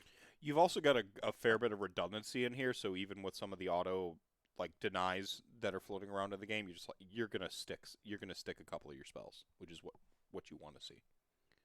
Well, as you can see, I've got 3, 4 Wardocks in there, so yeah, skewed to the good shit. What his prayer does, it's on a 3-up. You can either heal D3 wounds, so you can heal up the swamp boss if he's getting low. Keep him around. You can give +1 to cast, or you can give +1 to save. So when you start putting that on like your Savage Orcs, when you've got 60 wounds, sitting on surrounding the point so you can't even touch it, and you can get them to like a 3-up or a 2-up save. When you combine it with what's coming up next, look, the Warlock is, he's so bent and broken. It should be 100, 110 points. I'm so happy it's still 80 points. It's fantastic. It really keeps this army viable, basically. And you've got a perfect battalion for them called Cop Ruck. So all 4 Warlocks and 2 units of more boys will go in the battalion. So get your drops down. And the ability is nothing to sniff at either. So if any of the Warlocks, if they're, I think it's wholly within 12 of 2 units that have 10 or more models, so it's got to be the 2 units or more boys, only what's in the battalion, they can cast a Wurgog Prophet spell, which is one thing this army lacks. So what that does is cast on a 6, pick a unit within 24, roll a dice for every model in the unit, 6 up at the mortal wound. If your cast is a 10 or more, it's every 4 up. So it's going to clear out half the guys. And if you look at the Warlocks, I've got 4 Warlocks. The +1 to save prayer you can't stack, but the +1 to cast spell you can. So you could get one of these guys up to +4 to cast, and then try and get this off and blow something up if you really wanted to. So there's some good play there. A lot of the time, just telling your opponent that scares the shit out of them, so they try and waste shit trying to ping off one of your more boys. So even just the threat of it there is enough sometimes too. So I really like that little bit of tech there. Mm-hmm. The other stuff that I was just mentioning, you've got your arrow boys. So, they're 90 shots, 5s and 4s. You get them to 4s and 4s. They get a rend against monsters. Basically, they're going to do 6, 7, 8 damage on average. So they're just there to ping off your support heroes and really threaten that. So, and it's 360 points for 60 wounds. So, got wound efficiency. They're a good threat there. Don't they have run and shoot or some ability? What was it? Not run and shoot, but they have some movement shenanigans, don't they? Is it just the throw them forward? It's a pre-game move. Yeah, the pre-game move, and then you move them. Yeah, right. Yeah, you get the +1 to hit on them, so they're 4s and 4s. You can give them the double move and fly spell, so they can go 10 or 15 inches. So, you get decent threat range on them there. Usually they underperform, but like I said, just having the threat there a lot of the time, it's nice to have them there. And in this sort of meta, I think you have to have something like that in your list, or you're going to struggle. Yeah, you got to have like something to keep other people honest, basically. You have to threaten those little skink heroes from Seraphon, so they have to keep them back. You've got to threaten, those little support heroes, your LRL type things, those sorts of things. So I think you really need something like that at the moment. So that's why I've taken those. Can you talk about your list for a little bit longer? I gotta address Molly here. Go for it, man. It's called Vamping, and this is also part of the unofficial drinking game. When Meph goes AFK and leaves his guests to just like flounder. 1 second, I'm sorry. You're good, Ben. So I'll go on to the second Anvil hero that I've got here. So I've called him Wild Bill. I'm a bit of a fan. If you've played Hearthstone, there's a card called Dead Man's Hand, and if you've played Hearthstone and played against that, you know how filthy it is. Basically, it would give you a shitload more cards, and you could copy the cards in your hand. So you'd get all your really good shit in your hand. You'd copy it, and you have to play it again, and you'd just smash anybody at that point of the game. This is a bit of a throwback to that for me. I've called my war clan the Dead Man's Hand clan, and all my orcs have a white hand, sort of like Saruman from Lord of the Rings. His orcs, if you've seen that, they have a white hand painted on their face. So that's sort of the theme of my army. That's why it's called Wild Bill, because of a certain song that talks about poker and the Dead Man's Hand. So what I've done here is I've made him as cheap as possible. So a Bone Splitter's hero in the Anvil is 30 points. And like we talked about before, the TO has tried to balance the Anvil, and the commander role costs 30 points instead of none now. So what that gives him is access to a command ability, where I pick at the start of the combat phase, pick a unit wholly within 18, +1 to save on that unit until the end of that phase. I can stack that. So you could put it on 4 or 5 times if you wanted to, if you had the command points. So the idea behind this fella is he's just a 5 wound, 6 up save, 6 up after save. He's going to die. But there's better shit in the army to target, and you have to charge what's in the front, so hopefully they can't reach him unless they've got some sort of spells or shooting. And he's going to sit behind that blob of savage orcs, all those arrow boys, and he's going to buff them up. I'm starting with 3 CP, so he's going to give him, +1, +2 save, depending on when I need it. And he's going to make that blob really hard to kill. And like I said, when we start to tie this in with all the missions, we start to tie this in with my army, he's just going to keep him around long enough that I rack up enough points, hopefully, that by the time they're dead, I will squad enough that they can't catch me. Right. So I think that little hero really complements that sort of style and this sort of build and this sort of pack. So that's why he's in there. And for 60 points, he's an absolute fucking steal, I think. Um, So one of those silly things you can do in Anvil. So we mentioned earlier on in Anvil like a minimum point cost. What do you think a minimum point cost to like keep Wild Bill and all these little like cheap Anvil? What do you think that would look like? 110, Yeah, 100, yeah, 100, 110, something like that. yeah, sort of thing I Yep. would put into a tournament pack. Minimum 110 or 100, something like that. All right. It'll be interesting to have a think about it actually after the tournament, see what people bring and see what happens because I reckon the TA might sit back afterwards and say, yeah, I wish we'd put a minimum point value in because when we get to the next page, you'll see a few little things you can do with those points. Um, but yeah, so that's that. I think I've covered most of the stuff I wanted to cover with that list. But as you can see, it's just built for the pack. You're going to run shit forward. You're going to block up all the objectives so they can't get on them and hopefully live long enough. Everything is going to die at some point, but just hope it's long enough in the game that I've scored enough and I win the game. But I think this list should be a lot of fun to play against. It's basically a DPS check. You just got to kill my army quick enough to win the game, and if you don't, then I win the game. So hoping it'll be enjoyable. I'll enjoy playing it because this army sort of wins in the movement phase. You really have to position your models well when they are forced to charge. Try and block off where they can get to, so they can't charge what they want to charge. That sort of thing. Hmm. Um, so it's really going to be played in the movement phase, and it's going to test my positioning and my forethinking. So I'm looking forward to that challenge because I usually play a lot of high damage lists, so it's going to be a bit different for me. Hmm. So I'm looking forward to the challenge and looking forward to getting my sweet Anvil hero on the table and giving my opponents a good game. Well, from a lot of your honestly, like it already your language, I could tell like you're thinking very control wise, very much so about that. And you name the command ability Aces and Eights. That's the dead man's hand. That's not a good thing. That means Wild Bill here is gonna die. Like Well, you missed that part. I did explain why I've named it that, but oh, he's definitely going to die, mate. He's going to be public enemy number one, I think. But hopefully he does his job before then. right on, right on.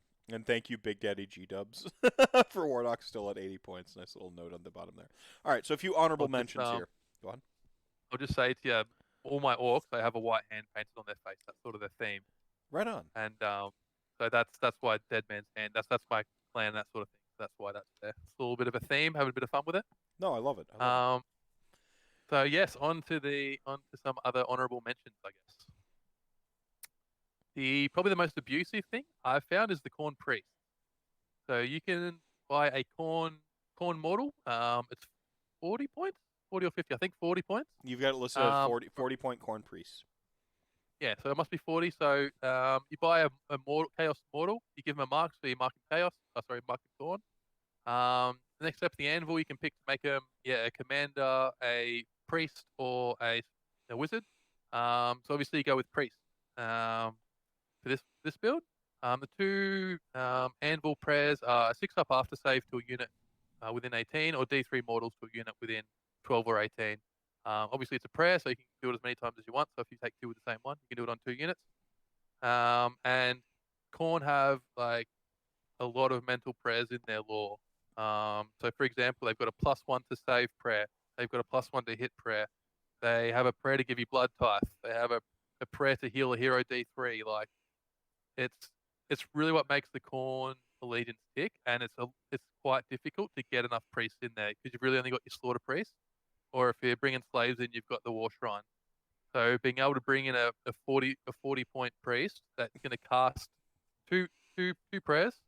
It's going to be near the throne, so it's going to get to re-roll its prayers. It's got a 3 up and a 4 up, so pretty likely to happen. And you can also cast an endless judgment. So you've got your skulls, you've got the Rathak, both really good, really strong. So 40 points is basically casting 3 Yeah. spells that you can't unbind. Yeah, because you're just they're gonna buy. prayers. You're just gonna buy 3 of these. Well, 2, right? Just ping. Yeah, it's the value you're getting for 40 points is just insane. It's so efficient, way too efficient. And obviously these things don't exist in the game for a reason because they're way too good. So Right. another reason why Anvil is a bit unbalanced, I'd say. Right.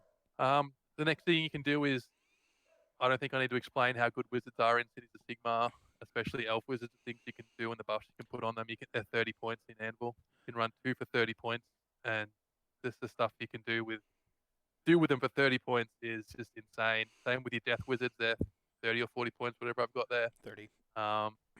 Yeah, you know some of the things you can do with death wizards. So. I think this was one of the first things that people gravitated to when we were like the first sort of like hot takes on Twitter was like the 30-point Cities of Sigmar wizards, and Yeah. Yeah. Yep.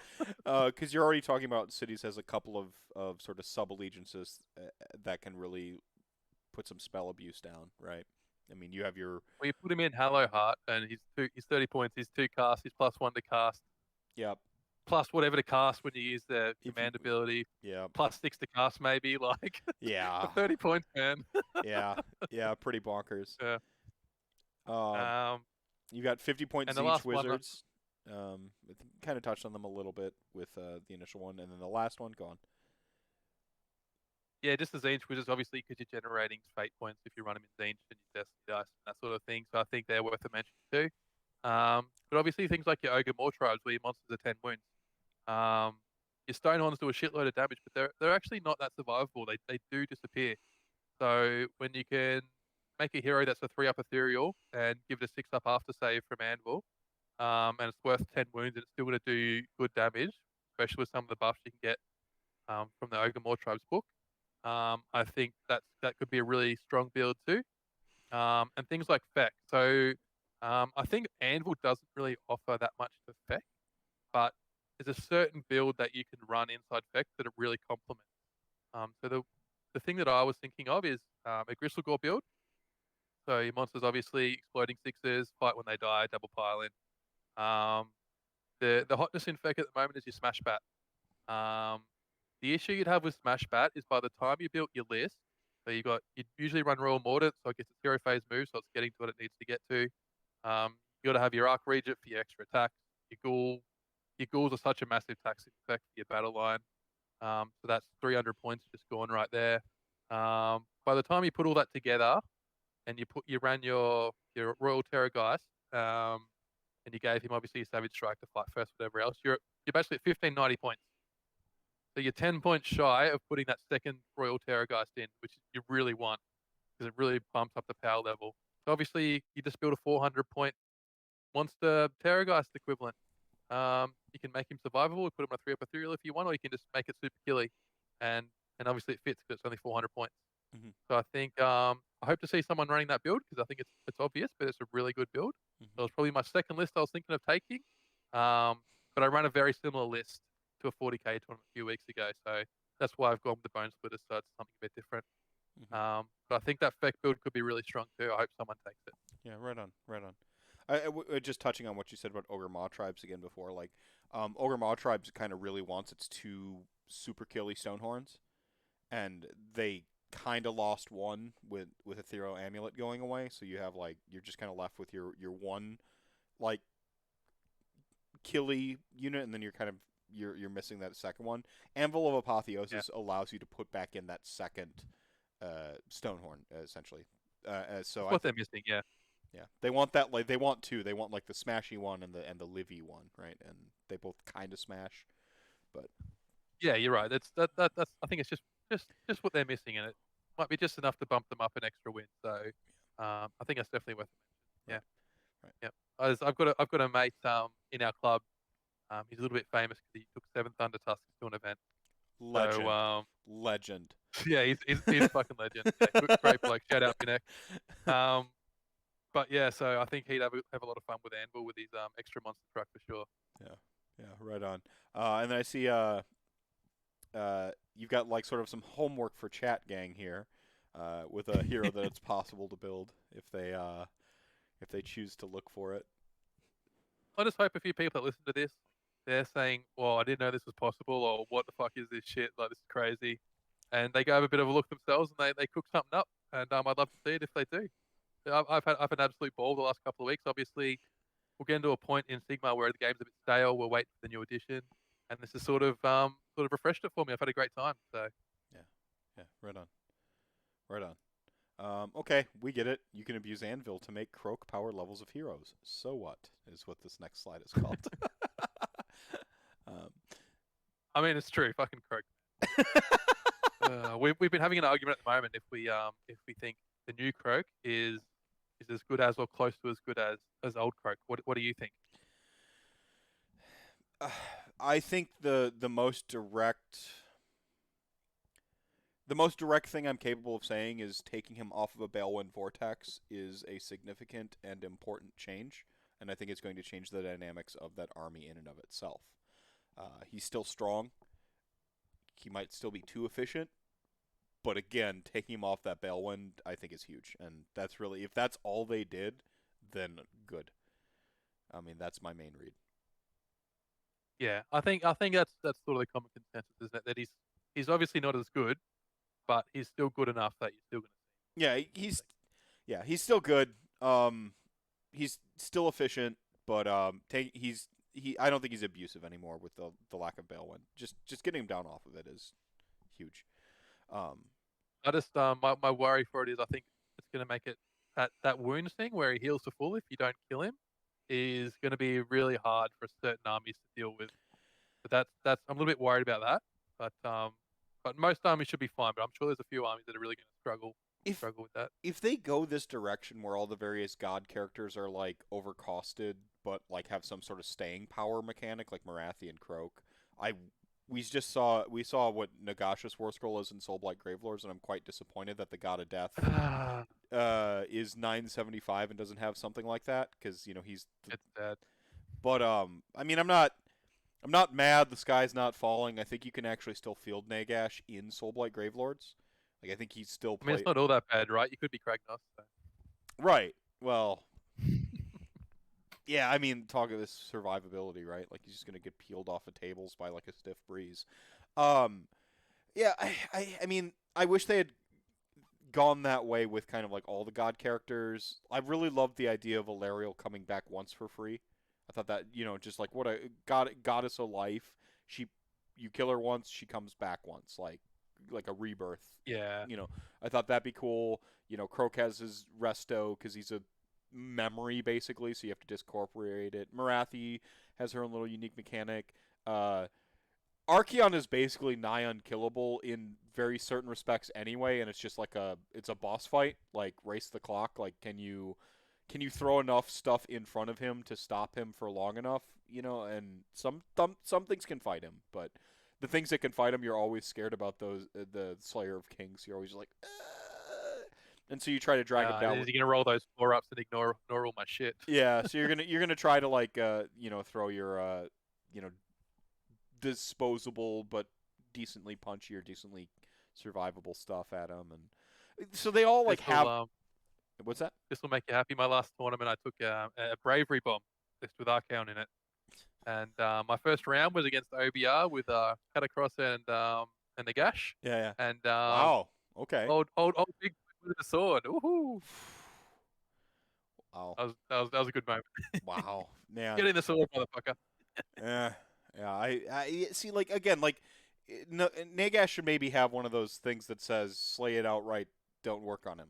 Just some sort of like show me like. But that points cost, dude. Like, yeah. needs it. It's half. If you buy an Umbral spell portal, it's over half your cost in the army. Well, can you afford to do that now? Like that points cost. With no other models. With specifically Soulblight Gravelords, yes, because they do have efficient enough battle line. With Ossiarch Bone Reapers, no, he's unplayable in OBR, which is it kind of sucks. So is he 975 in OBR now, or is he still 880? Don't know. Theoretically, he Classic. because usually they're not two different costs. That precedent doesn't exist. Right now we're in a weird like in between place, right? Because my OBR battle tome says this and SPG says that, and which one is it? Theoretically, he goes up to 975 in OBR too. It's the same war scroll. It's the same exact war scroll. They just Control C, Control V'd it. That's a bit fucked.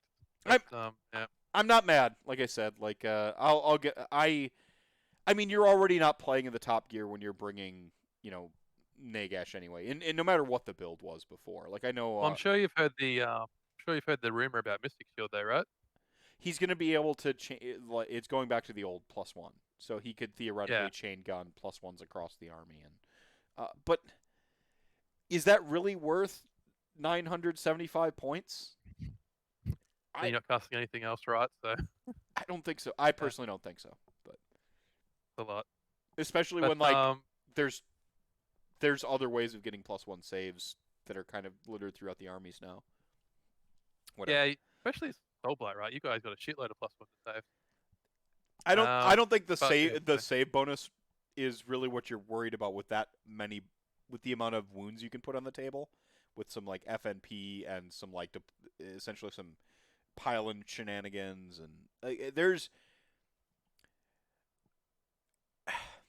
it's going to be nice on certain units. I think skeletons are low key better than people are giving them. Everyone's distracted by zombies right now. Um, I'm I've got a bias, obviously. I think my logo is a skull, uh, but I think skeletons are. I think people are sleeping on skeletons. they're A not little as bit. bad as people think they Yeah, are. yeah, they're not as. I'm with you there. Yeah, they're not like, oh, why would I take these when I could take zombies? I'm like, you take both probably. Like, and there's a couple builds where you can really abuse some death rattle stuff. Um, Graveguard. Well, they do different jobs. Your zombies are doing mortal wounds, and your skeletons are weight of attack. They both Yeah, both do a job against different things. and in terms, if you're looking at in terms of the game in 3 dimensions and playing disciplined Warhammer, what am I going to try to activate first? Probably my zombies, right? Like my skeletons, they're going to take the punch, and they actually benefit from activating second with their mechanics. Like Yep. Just respect. to give you an example, my bone splitters list that I'm taking, I'd rather verse zombies than skeletons. Skeletons are going to do more work against my bone splitters, so Yeah. definitely a place for them. Yeah, I mean it's one of those things is like they've shifted death to a little bit of a toolbox army, which is not really where we've been. I mean, Flesh Eater Courts strike the one war scroll, right? Like you don't really toolbox so much as you have board control and two big hammers that you're trying to win the game with, right? You're going to control the board with a bunch of derpy stuff, and then you're going to go through and sort of have that puncher's chance at all time with a pair of like fatty monsters. Can Smash Bat smash that, right? Like that's you asked that question. Ossiarch Bone Reapers we talked about, like it's the excellence of Yes, yes, you execution. can. You're just your fundamentals, grind, grind, grind. Like your quality of your war scrolls is pretty high with Mortek Guard and a couple of the accoutrements. And you're playing fundamentals. Old school LON was not a toolbox. You had two strong war scrolls and you kind of abused them and table control. Like now you're looking at like a actual like sort of a pseudo toolbox, like where you're looking at the meta and you're looking at what you think you're going to play against. And you're like, I'm going to go up on skeletons here. I'm going to go up on zombies here, and you're sort of modulating it around. And I do think most people are going to gravitate towards Virkos. I think Virkos is kind of the clear winner. But Oh, after what I saw today, I'm super pumped for a Vangori. Like I'm like I was already like a split decision. Like my sort of like read was Virkos is the stronger overall, just because I don't know what having 4 generals is going to do for the army. I suspect it's going to be pretty sweet. But you can just like and just that wounds on the objective thing is so good. yeah, Hard to turn that down. yeah. I mean, Virkos is it's strong. Baba Yaga, as she's being called, the Grampire, Belladama, like Grandma. I'll just call it grandma. yeah, the Grampire. Like I think she's probably the best just in terms of like what you're paying for and what you're getting. She's probably the best war scroll in that book in terms of just Her spells, man. Oh, I'm thinking about putting some of that stuff in my feck army, just allying it in. It's yeah, so good. yeah. Like I think she's probably like just the best overall, just point for point war scroll. So my read is like that stuff's really good, but I'm like some of the like a lot of the Evangori like tricks are off war scroll. Like it's not like it's a puzzle a little bit, and then I'm like, oh, there was this missing puzzle piece, and I look at Yeah. 3.0, and I'm like, that was the missing puzzle piece. Like I'm just like, so Evangori, which I was already like standing just because Lauka Vi already people like dislike the model, so naturally I had to overcompensate and just like go way hard the opposite direction.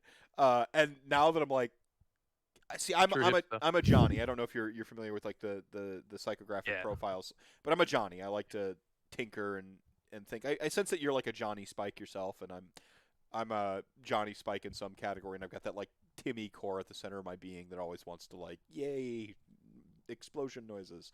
But Yeah, Avengary, agreed. is this finally my time to play what it is? It am I finally going to play 6 monster trucks? Okay, 4.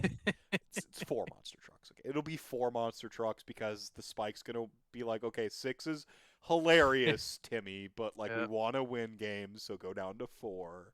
And Never go full Thunder Tusk. right? Yeah, like, yeah. You never go full Thunder Tusk. Exactly. You're a legend if you do, though.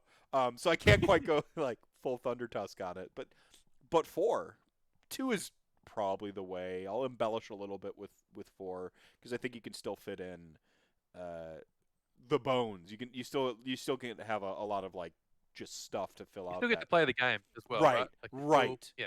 Yeah, I mean you're gonna win on the strength. You're gonna still be able to like feel like basically control the board a little bit, and then you're just gonna have these like sort of like little satellites of destruction that in the right matchups on the right battle plans you're gonna be able to like point and hope the stuff goes down. You have to build redundancy if you're running the Evangori models because they sometimes just go crazy and don't do what you want them to. Um, Yeah, like you said, it's fun. It's awesome fun to run monsters forward and smash shit, but you want to play the game. We're here to right, play the game. We like it, so right. a bit of both. Bit Right, of both. right, and I think that's where Evangori will settle in is you're going to be able to, uh, like appease the like need to run monster trucks, but still play the game. And Speaking of my heart, dude. Speaking of my heart. I mean, but that's the sweet spot to live in, isn't it? Fuck oath. Okay. All right, Um. all right. Yeah. I forgot what I was. So okay, we get it. Anvil make croak power things. We got on a tangent here again, so that's 4 for the night if you're playing the home game. So this event is going to be match play rankings in Australia's Masters season. I think was kind of where we're going. Yeah. So there's been it's been a pretty eventful week for Australian Masters for a number of different reasons. Um. This is one of them, I'd say.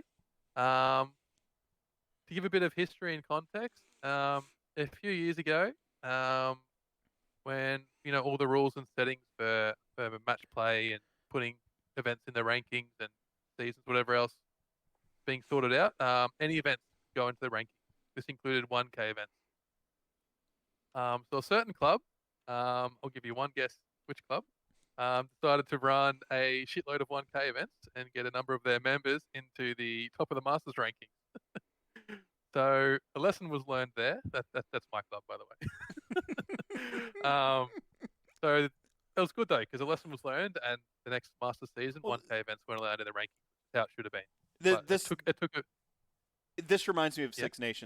Six Nations tournament where it was like we see some problems with the game and you didn't listen to us saying it on the internet, so we're gonna have to show you in person why this is wrong, and that's what Six Nations tournament did with some abuse. It sounds That's why like they did it, man. yeah. Seriously, that's why I was done. I was like, because to show that it shouldn't be fixed. They said it shouldn't be in before the season. It didn't get changed. I said, okay, well, we'll show you why it shouldn't have been. Exactly right. Mhm, mhm. So yes, that's what happened there. So things like this have happened before. So I dare say, going forward, there's going to have to be a discussion on if Anvil events can be in the match play rankings. But the way the rules are written for this season and for the past, is if it's a match play event, which this is, it's a match play event using match play missions, 2,000 points, it goes in the rankings. So there's been a bit of a discussion about that this week. And I just sort of wanted to share my feeling, see what you thought, maybe what chat thinks, see if, sometimes you can get in your own echo chamber. Sort of wanted to see what other people thought and see if other people on the same page, or if I was sort of, a bit off, not on the right line of thinking, basically. So yeah, so some of my thoughts on it, just to give a bit of explanation about how Australian Masters and the Masters season and match play works over here. Yeah, so you mentioned echo chamber.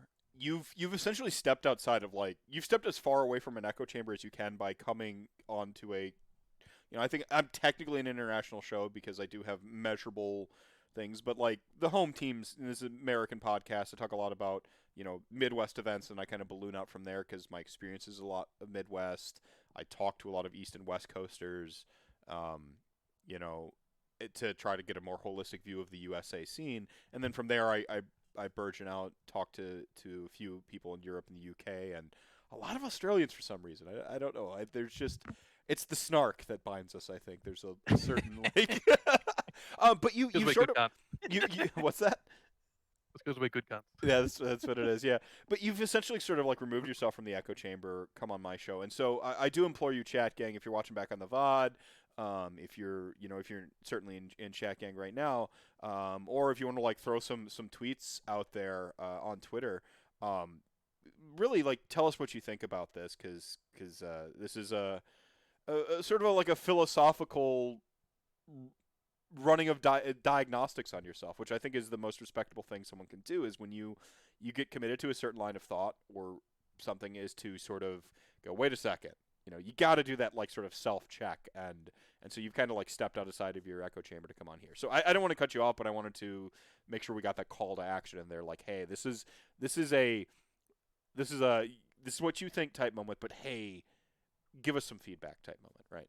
So continue. Yeah, Sorry. I just want to make people aware and how things work, and at the end of the day, we just want to make um our masters and our match play as good as it can be. So Right.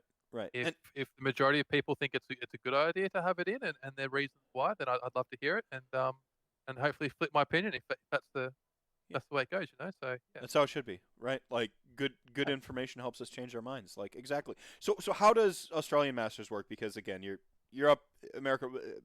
I have a vague idea. I don't have a great idea, and I'm sure many people in my You audience guys use have. ITC for Sigma over there, or Eh. that's a drama? Some of us do. Some of us do. We Okay. don't have like a universal system like elsewhere. They call the Midwest the Midwest Fortress, or the Midwest Wall, because where the sort of bulk of we run a sizable tournament pretty much every month in the Midwest during the peak. Hang on a second. Being ganked by daughter. I'm sorry. What's Lily?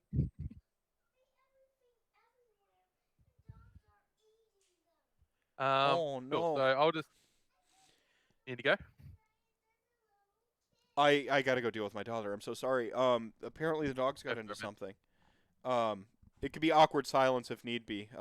Pardon me, adult You're good. parent I'll talk some emergency. shit.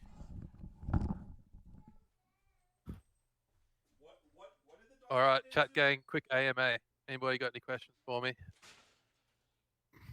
What's the plan? Not sure how much of a delay there is on this thing though. So Australian match play. Basically, we don't use ITC. Our feeling on ITC is they tried to come in and tell us what to do and how to run things, and we told them to fuck off, which is a very strong way to do things. So we have our own match play system where a local guy in the community, Clint Mallett, runs it all.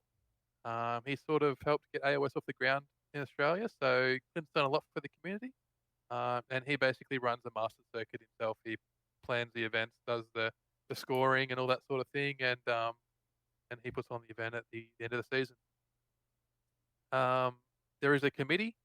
So each state, I think there's 4 or 5 states that have like AOS events that are involved in the Masters season. So there's the committee, and they sort of talk about any issues or decisions or anything involving um, match play Sigma and Oz, and then they have a democratic vote. Everyone gets picked the most. That's how it goes. So they might vote on things like where will the Masters be held, because Australia's quite a large place with a lot of states. So usually it'll rotate, but sometimes it'll be in the same spot if it's in a good central location for everybody. They'll vote on how the rankings are scored, how many people, all that sort of stuff. So they do a good job, and it's a pretty thankless job because it seems to only seem to get shit because can't please everyone with these decisions. So if it goes the way you're not happy with, then you might cop a little bit. So if you're listening in, Masters Committee people, thank you for what you do. But yeah, so that's sort of the way that works. The way we score Masters Australia is your top 3 events go to your score. So you might go to 7 events, for example, and your top 3 results will be the 3 that are scored to your ranking. Most you can score at an event is 100 points, which requires a minimum of 40 people to be at that event for 100 points. If your event has less than 40, say for example you've got 30, it drops by a point for every person under 40. So if you've got a 30-person event, the most you can score if you win the event is 90. And it's just on a sort of a tiered scale, and it drops down from that. So I don't know when you come back in, Meth, but I'm just explaining how how you score your master score at the moment. Right. So the most you can score is 300. Get 100 for winning a 40-person event. Less than 40, you can't score 100. It'd be like 90, 95. Right. And you mentioned it's they take the top 3 scores, or like is it a Yeah, your aggregate? best 3 results. Your best 3 Yeah. results. Okay. So if you grind, you can, you're not like at a full detriment if you bomb a few tournaments, and then as No, long not as at you all. have 3 great ones. Okay. So you could go to 12 events, come last at every one but 3, win the 3, and get 300 max score. Right on. Right on. So, Yeah. To finish what I was saying before, we don't play. Yeah. Midwest, we've got a bunch of we've got a big saturation of tournaments. The vast majority of them don't do ITC. It's just it's a contentious topic. Honestly, I don't have an opinion on it. I see the good and the bad.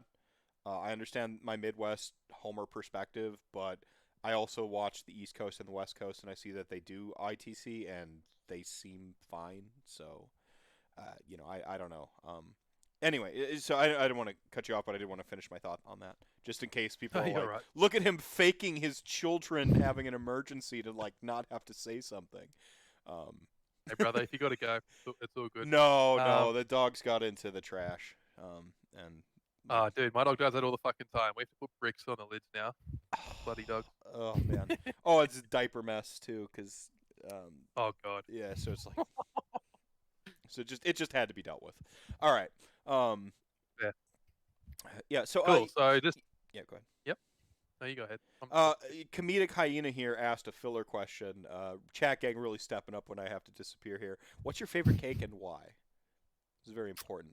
We always Ooh. appease chat gang. Carrot cake. Have to be carrot cake. Ooh, good call. Good call. Why? Why Carrot cake cake? with some nuts through it. You go like you put the nuts in the carrot cake, huh? Oh yeah. Right Yep. on, right on. So why? Good Why carrot flavoring. cake? Is it the spice? Is it the sweet? Is it the So I'm a lactard. Probably shouldn't say that. Might offend somebody. I'm lactose intolerant. yeah. So like my favorite cake, like I used to eat a lot of sponge cake as a kid, but it would make me so sick. Like too much cream and whatever else. And I'd pay for it at the other end. So for some reason carrot cake I'm okay with, and it's fucking delicious. So There you go. There you can't go. go wrong. There you go. Can't go wrong. What about you? My favorite cake, angel food cake, actually. Oh, Yeah, no, I like the lighter. I hate frosting. I'm just not a frosting guy. I oh, know okay. the hottest take of the night. I hate frosting. But like the like cream cheese style frosting that typically goes on the angel food cake. You It's don't like them glazed buns? no, I don't really like I don't like I like my buns thick, but I don't like them glazed. Like I just yeah. I usually go with cheesecake, but I don't count cheesecake as cake. It's a pie. It's a whole thing. Checking, is cheesecake a cake or a pie? Comment Cake, in the down bro. there part. Why is it It's cake? called cheesecake. A It's called horsefly is cheese pie. called yeah, but like a horsefly is called a horsefly. Is it a horse? It's got horse in the name. This no. I Fair certainly enough. don't I can care tell you about the no. uh, No. Heavy D6 is saying cake. Disgusting. Heavy D6, you're wrong, bro. No, I love quintessential debates about stuff that doesn't matter like that. It's the best. I'll tell you what though, mum dropped me off a care package the other day because I'm in quarantine, Uh-huh. and she dropped me off some red velvet cupcakes. And my dude, my mum can cook, and they were fantastic. Yeah, see, that's a weakness too. I got to go with the angel food cake. I don't know what it is, but like a proper red velvet cake when you've got the like again the cream usually cream cheese based frosting, a lot thicker than what tends to go on an angel food cake, and then like it's like the succulence and the there you go. Yeah.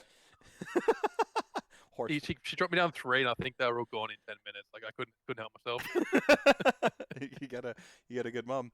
All right, but back to sort of back to like the question at hand. You mentioned how your masters is scored, um, and this is I just gotta say this is the best type of rantcast, by the way, where we have like a focused topic, but then we just talk about cake and stuff.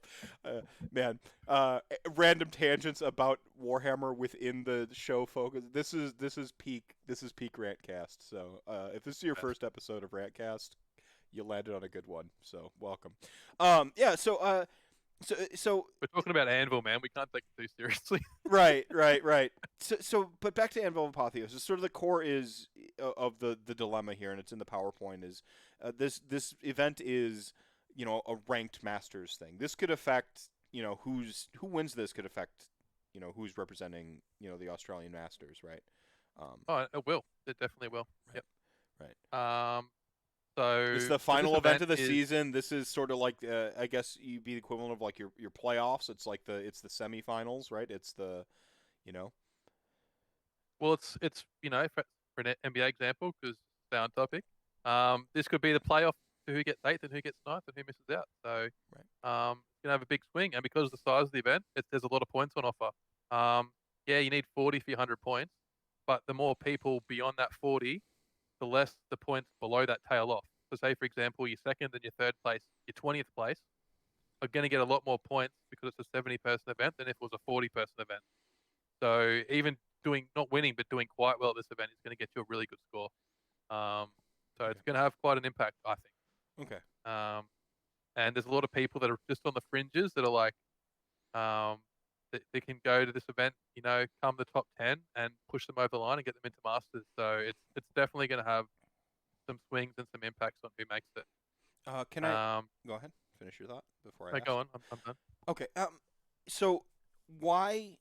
I just curious here, just the probing question. Why do you think Anvil of Apotheosis cheapens that, or shouldn't be in this? Like, what is your pitch or your premise? Like, why are obviously like we both love Anvil of Apotheosis. We just spent 1 hour or 2 hours talking about how awesome Anvil of Apotheosis is and some bonkers awesome stuff that can be done and totally fun ways. You're looking forward to actually going to a physical tournament with competitive stakes. Like I don't think this was like a hoodwink. I think you sincerely are for this. I don't think this has been a work the whole time to be like, psych, I hate it.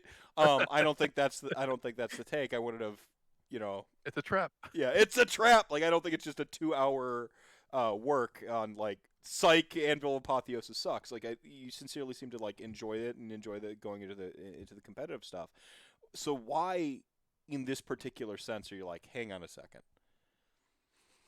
Cool. Okay. So got a few points here why I think it's my stance is it shouldn't be in the match play ranking. And I'll give you a few reasons why. So like I said, I've spent so much time looking at Anvil, not only from my armies, but from other armies as well, just to see what I might be versing or to help mates come up with ideas, etc. And while some armies we've seen from some of the examples, they get some really bonkers, way bent, broken out there stuff from Anvil, and can do some things their army shouldn't be able to. OBR, for example, they should not be able to do that. Well, we addressed it while talking about X. Like you look at that weapon, you go, but there's nothing to put it on. You created something that doesn't exist. That book is balanced around that not existing in the book, and when you created it's too far out there. Right. And so while some armies can think like that, yeah. you have to tee someone up for a game using Anvil, mate. Like I'm gonna go full gotcha with it too. I'm like, this is X, and he's going to give it to you. And they're just going to look at it, and, like, they're not quite going to realize how he's going to give it to them yet. Because they're going to see Oh my, boy. like, custom Liege Cavalos model. Where, the whole thing is X has a narrative. So usually, Ossiarch Bone Reapers can only get demoted. They never get promoted. But I have this model going all the way up through. That's why he's out here, because I'm trying to get him all the way up to Liege Cavalos. So, like, he's been, like, promoted. Is this whole thing is he started out as like just a regular Mortac guard, but like they're like one of the That's cool, man. one I of the like cavalry or one of the Mortisans is like, wait a minute, did we make a mistake with this soul blending? You know, like because this one's been rocking it, and then because they like blend the souls and stuff, and so they, well, what if we add some souls to it, see if he can excel, and so like that's this whole narrative, because That's I big am a fan. narrative player. Hey, we're all narrative players. Some narrative is just to win. That's right. Yeah. Cool. So yeah, while some armies get things like that, some armies literally get almost nothing. Mhm. I talked about the Feck, but that hero is just the worst terror guy at the end of the day. Some other armies. What else did I look at? Nurgle doesn't really get anything. That's what I had a bit of a look at. Field of Destruction armies. Auric War Clans. I've got this Bone Splitters hero, but you can't do a single thing with Iron Jaws because everything in Iron Jaws is locked behind Mega Boss or Weird Knob Shaman keyword. So you literally don't get a thing running an Iron Jaws hero really. And there's a lot of armies that are like that. They're keyword locked, so you can't really do the fun things you want to do in Anvil because you don't have the right keywords. Um, that's why this OBI hero is possible because the White Dwarf came out and fixed that. Some armies never got that, so I think it creates a lot of giant imbalances in what some armies get from this and what some don't. Well, it's like the haves and the have-nots, right? Like this is the inverse of the realm artifacts problem. The realm artifacts problem was there was too many of them, like really, and they could have streamlined it down to like a good list, and they just like jettisoned the whole thing from the game. Whatever. I don't want to get into that tangent, but this is the opposite of that. The realm artifacts gave everyone a baseline. Here you go. Everyone gets this, right? Like everyone can use ethereal, or you can. Everyone can use aether quartz, bro. Everyone can use sword of judgment, which did nothing wrong, or you can't. Like my freaking little beast, my little beast lord killing a keeper of secrets with a sword of judgment. That's why they took it away from me. They took it away from me specifically. No, but but this is kind of the antithesis of that, because it's not so much a hey, here's like a cool little like it has the appearance of maybe being that, but with the keywords, it doesn't end up being that way. Or like with Ossiarch Bone Reapers, it's like one, they fix the keywords, but also like they have this artifact that just is hanging out in this book where they're like, oh yeah, this is totally balanced because like you put it on a Liege Cavalos, it's like 6-ish damage on the top end. Like it's really not abusive. You're like, it's cool. But now you're talking about somebody who's got a 5 damage weapon that they're bringing into play. They've got 9 attacks. Now you're cooking with gas. Like, yeah, boy, 4 damage swing, 5 damage, but on the charge. Yeah. If you look at all the builds I've given you, they're all relying on artifacts that are balanced around their book, and when you can put something in that book it doesn't have that suits that artifact, it does something mental. Yeah. So Bone Splitters don't have a high wound survivable hero. When you put a 4-up after save artifact on a super survivable high wound hero that you have to charge and can't retreat from, well, that's a bit of a problem, isn't it?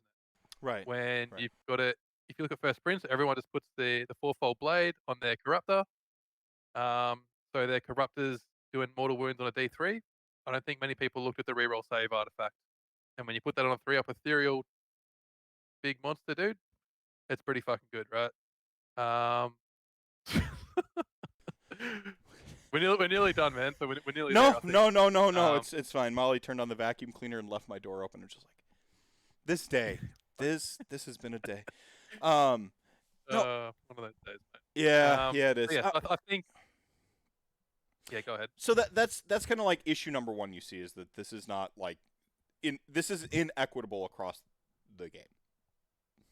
Yes, and a lot of people, they've got their pet army, they only play a certain few armies, and if your armies that you own don't offer anything, then you shit out of luck. Like you've some of these builds you've seen, certain armies, if they can't match something with that, they got no chance to win. They really got no chance. So if I can counterpoint a little bit, not every army can do everything anyway out the box. how like not Ossiarch Bone Reapers have 100%. Yep. like not everybody can partake in the spellcasting meta, right? Not every army can partake in shooting, you know. Like you just kind of have to look at the shooting armies and go, how do I beat the shooting army? I don't have shooting counter shooting tools. Like I'm not going to outshoot them. I have to figure out and be more ingenious. Um, this isn't. I mean, not every army can do everything. Is this? Is this? Okay, so my counterpoint to that would be Go ahead. Yeah. is that armies themselves, well, yes, compare Sylvaneth to Seraphon, it's not a comparison, but I think if you've seen these builds and you know these builds, they're so far apart. I think it's worse than the Seraphon and the Sylvaneth skill gap. If you look at some of these things, and another thing to remember is people aren't going to understand or know what these builds do. They might not even see them until they get to the table, where all the information for those armies is available on the table. So you've got a bit of an idea, right? So I think it makes it the Anvil side of things is more unbalanced or imbalanced and worse than army to army comparison. Would you agree with that, or? Is I mean it's rules bloat, right? Like in the at the end of the day, it's rules bloat, right? It's more rules. Theoretically, we get to a point where they're known commodities, which is what ended up happening with realm artifacts. They became known commodities. You only had to look out for 3 or 4 things. You knew what they were. You knew what an ethereal Stonehorn was. You knew what an ethereal Vlazda was. You learned those known commodities. Do you think that we could end up in a known commodity scenario with Anvil of Apotheosis heroes? Like you're going to look out for if every event was an Anvil event, absolutely. Okay. But I guarantee there's going to be some stuff. I'm 100% I've missed some stuff Yeah. that we're going to get to at the event. The lists aren't out yet. The event's next weekend, so I'm not sure when those are coming out. But there's 70 plays. You're not going to be able to look through every single Anvil hero, especially if everybody brings 2. Right. Learn what they all do, how they interact with armies, command traits, artifacts. It's like I said, it's a lot of bloat, and there's going to be some things that are missed, and it's going to create a lot of imbalances, worse than where we're at with armies at the moment, in Okay. my opinion. Okay. Okay. So essentially, like we already, I mean, everyone knows like Games Workshop. Games Workshop kind of goes for the League of Legends balancing system and not the Magic the Gathering balancing system, like which is to say imparity forces innovation. That is League of Legends. They release a new champion, that imparity forces the whole competitive wheel to churn. Age of Sigmar is very similar, I think. This is not a thing good, thing bad value statement. It's just that's how I see it. This is injecting an extra sort of wheel into it, to use my own metaphor, right? Like so now you're spinning 2 wheels on that competitive axiom, right? Yep. Okay. I'm just trying to like characterize like your point. So why is that bad? Shouldn't competitive players be able to play through adversity, like play through this stuff, to use the metaphor, like AD gets injured, right? Like if the Lakers are gonna be the better team, learn to play through your injury, right? Like, what shouldn't competitive like gladiators, right? Like, don't you want your to be able to play? I don't know if you like rugby, but rugby seems to be the sport in Australia. Like, there's got to be some sort of like contestation about no. There's got to be some sort of like playing outdoors. AFL, dude. Yeah. Yeah. We've got our own sport called Aussie Rules Football. So that's our sport. Yeah, right on. So you wait, are you going on? Okay. And another one. No, that's fantastic. No, but like, isn't there an appeal to like sort of like the gladiator playing through all the elements, playing through all the adversity? Isn't there like an appeal to how a competitive player can overcome all that stuff? Or There's definitely no, you're right. There's definitely challenges in that. For example, my club mate, Other Joel, he loves his block and he goes to most tournaments knowing he's not going to win, but he loves the challenge to try and win, go 4-1 or 5-0 with Beast of Chaos, which is pretty fucking great achievement, and he does it on the regular. Yeah. And he goes to every table with such a disadvantage over the people he's playing against a lot of the time. That's the challenge he relishes and he enjoys. yeah, So 100% there's something there. eat, Bray, love. I believe his Bert, whatever. Like he just walked back from a Masters event with what sixth place finish. Like bow to now. Fuck yeah, Like man. yeah, like let's go. That's impressive. Yeah, Yeah, and it was a bit of a meme list too. It wasn't like the best beast list you could write. So yeah. well done. Power to him. Yeah, yeah. Like okay, so but yeah, like playing through adversity isn't that like test a particular caliber of a competitive player? My argument on that with Anvil would be that it is a different skill set, different ability to come up with and find the best Anvil heroes than it is in list building or playing. Um, I think the way you build an Anvil hero and look at it, there's not you can't bring so much back to list building. List building is you've got a known quantity, you've got known points, you've got your known allegiance abilities. Love list. With the Anvil, it's everything. Everything's got different values, different points. 1 point here changes what happens with the next point there. You can put it 400 points, you can put it 30 points, like we discussed. There's so many variables involved with this. And then by the time you start adding different layers, we talked about with your allegiance abilities, your artifacts, your command traits, there's so much there. I think it's a different skill in your mind to be able to really find the meat, I suppose, inside Anvil. And the match play rankings aren't based off that skill set. It's based off your skill set of being able to write a list or find a good list, find what it's good at, how to play it, how to pilot it, and take that event and try and win the event and qualify for. I think they're. I'm just trying to get there. I think they're just different skills. They're not the same thing. You're not wrong. And if you're scoring points for this skill set when the master's skill set has been defined as needing to do well at this, but you're doing well at this and getting reward for this, I just Yeah. think it's yeah. Yeah, so 2 points on this.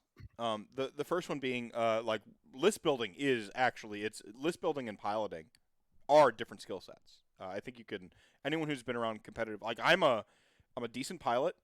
I'm a pretty skilled sort of like builder. Like it's the Johnny thing. Like it's when you look at like how combos come together and you're like evaluating a war scroll and extrapolating like how this will play on the table and so on and so forth. Like that's a different set of like now you're on the table. Like these are the tools I have. Like how do I apply them? Like they're a little bit different tool sets. Anvil of Apotheosis is like a having an exponent. Like it's exponential would be how I would characterize it on list building, which is already itself kind of, you know, cerebral and stuff like that. You have like some people out there who are just I remember like the old like when I don't personally know Byron or Day, but I remember when I was like just getting into Age of Sigmar, looking when he was still like he was running like GA Order and stuff like that. I think it was like I remember looking at some of the lists that just from a person who's reading stuff on the internet. I wasn't making content. I didn't follow anyone on Twitter. I just went to the TGA forums. I remember looking at some of those lists and just going like, you know, like kind of like you know like in fact one of the things I admire about Australia is there's I call it the Galapagos meta. Me and Brendan from the Cubic Shenanigans podcast. I think I'm stealing his terminology, but it fits. It's like this. You have this like island of folks having to sort of like innovate in interesting ways because there's been some constraints placed with time and distance, right? Like you have really wide open area, availability of models and stuff like that. So like you have this innovation that must come through in the list building phase. Like list building is its own skill. When you add something like Anvil of Apotheosis, it feels like it's an exponent on that.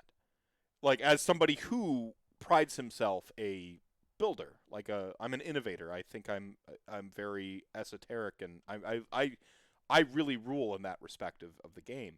You know, I've been I mean, like on you said, when you pull up Anvil, anyone can see you can make any idiot can see you can make a big giant monster ethereal. You can make a 30-point wizard that's broken. It's trying to find all the nuance in between that. That's the challenge. Mhm. Well, the real challenge is when you're like, okay, what artifact can I turn this on with? You know, if I can build like I've got like 120 points left over my list. What can I do with 120 points in Anvil? You know, that's where my brain goes. Like I'm like I've got a really good list, and then I once I get there, I accidentally build something that's busted. I'm like, this is busted, but not in this list, and I go, what list do I build that in? And that's how my brain begins. Yeah, to there you work. go. That's how I tackle that stuff because it's at once like kind of linearly, but it's just like it just branches out infinitely from the position that I land on. So I'm not like necessarily disagreeing or agreeing here. I'm just trying to like sort of represent the sort of avenues of thought on this as best I can. So I just want to go back to like one point I asked earlier on. Doesn't this stuff like list building eventually become known commodities though? You're going to have your 40 point corn dudes. You're going to have that all. I mean, obviously you're bookending it on the tournament scene. This is the last season.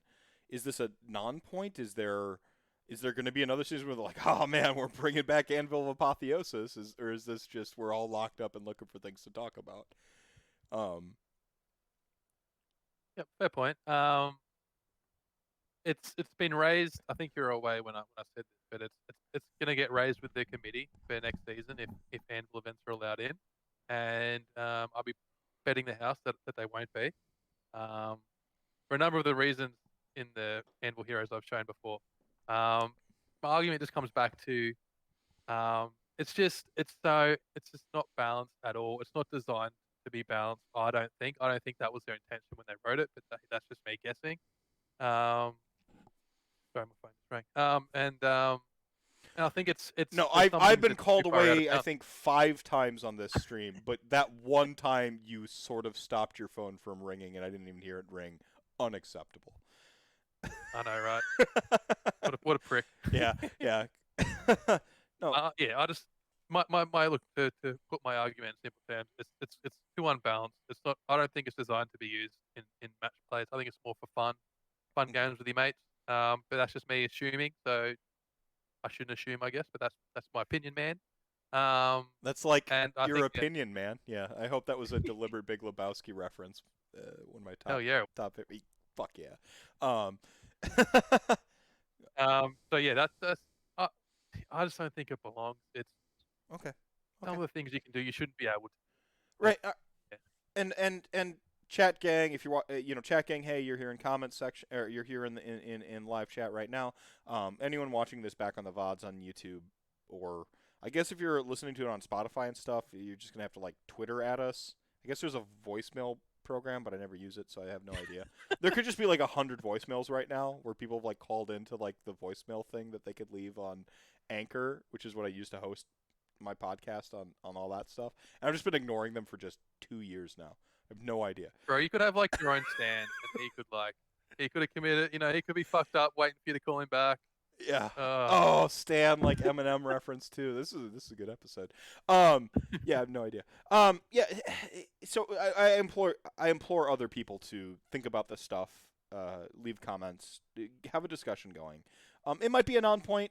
Maybe hey, it's already a foregone conclusion. It's not in Masters next year, but it's still worth thinking about because I think by thinking about stuff like this, you start to think about other aspects of the game more holistically. Um, there are things like I said, like we go back to like realm artifacts that I think is a really really good counterpoint where you're like, okay, well, Anvil of Apotheosis, this is what this does. But then when you look at like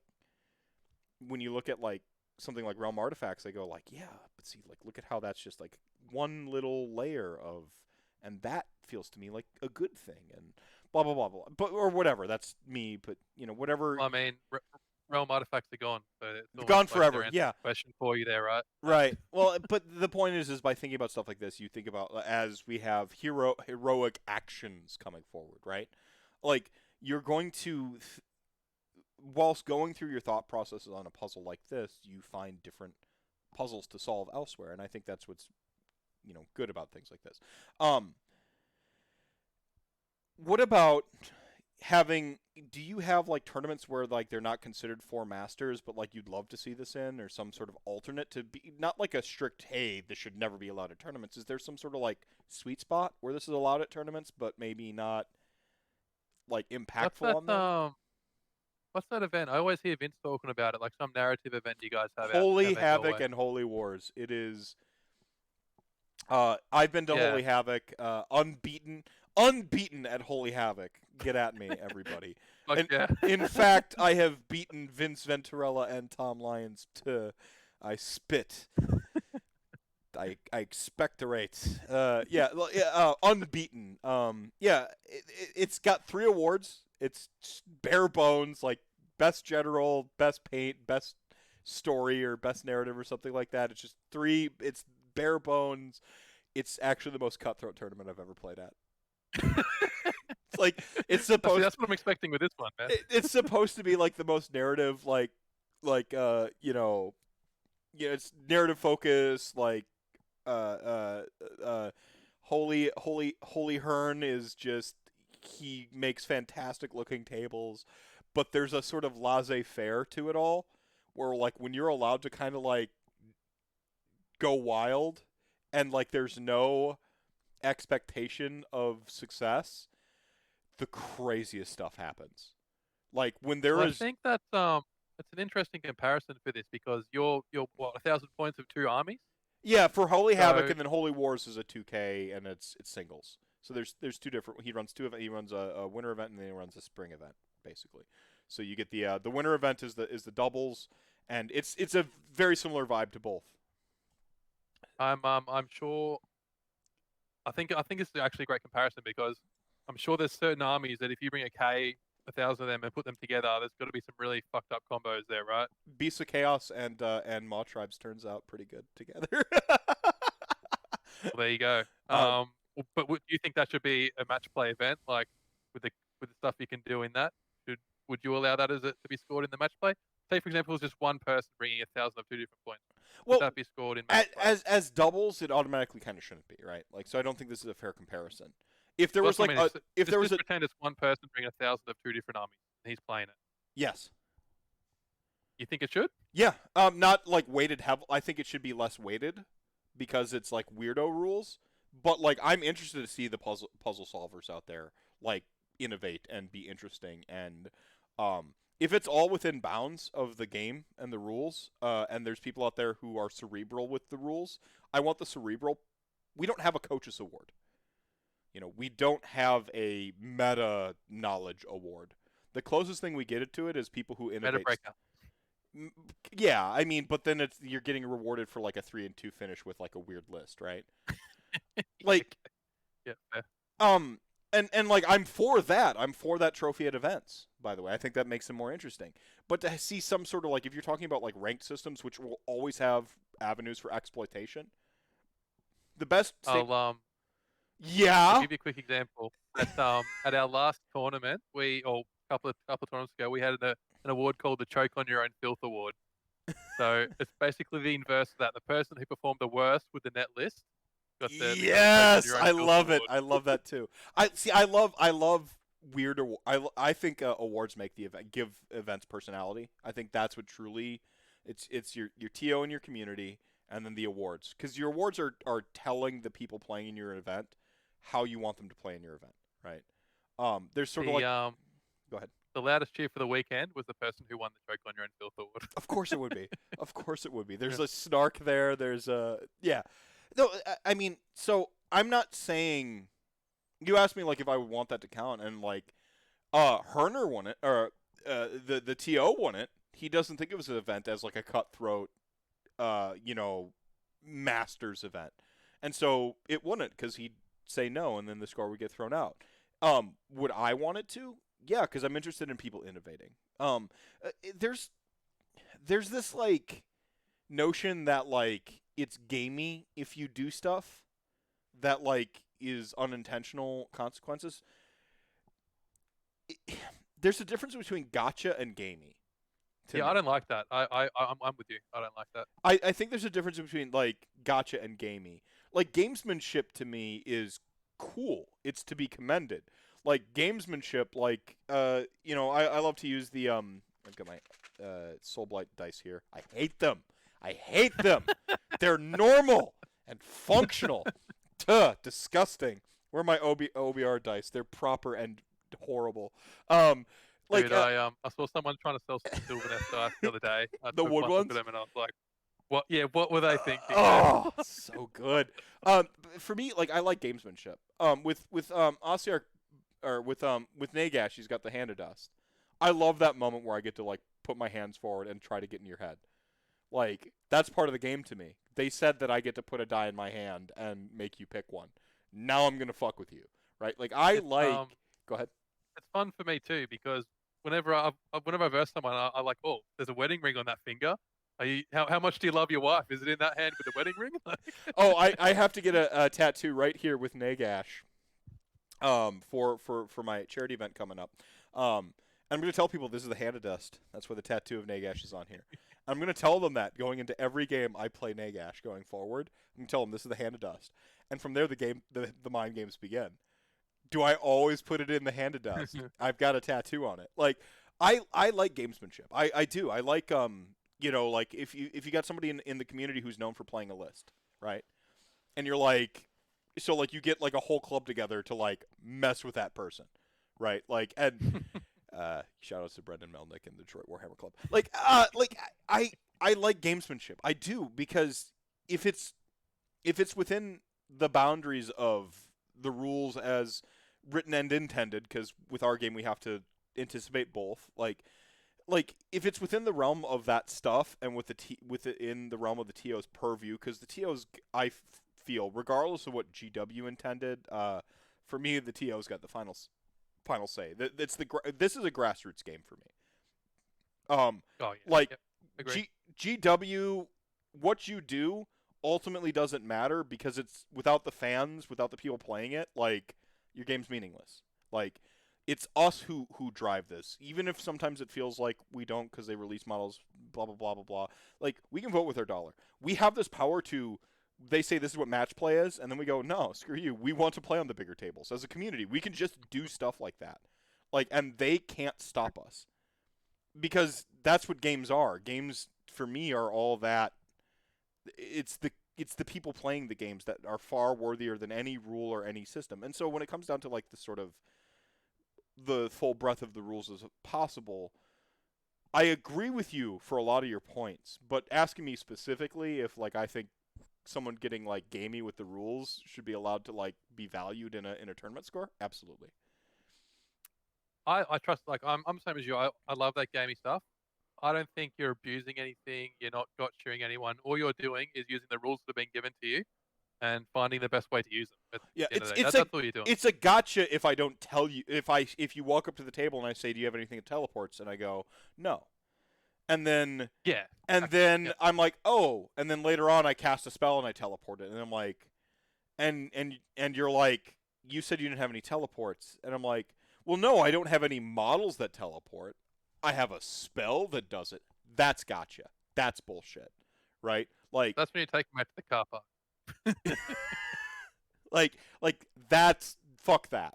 You know, we play a game of perfect information, not perfect recall. Like all the information available, like you should be explicit with. Like this is that. But and gotchas happen naturally and so on and so forth because our game is played in 3 dimension.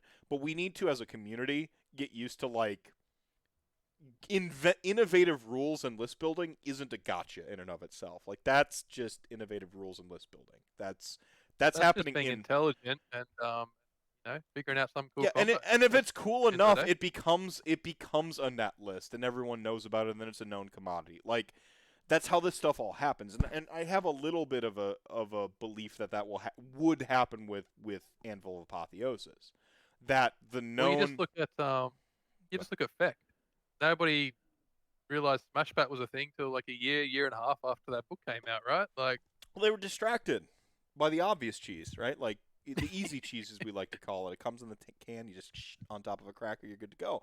The easy cheese distracts people. I think Veercoast might be a little bit of an easy cheese for people, like in terms of soul. I'm saying because it's relevant. And it's, but like that's where like it's the Evangorai. obvious one, isn't it?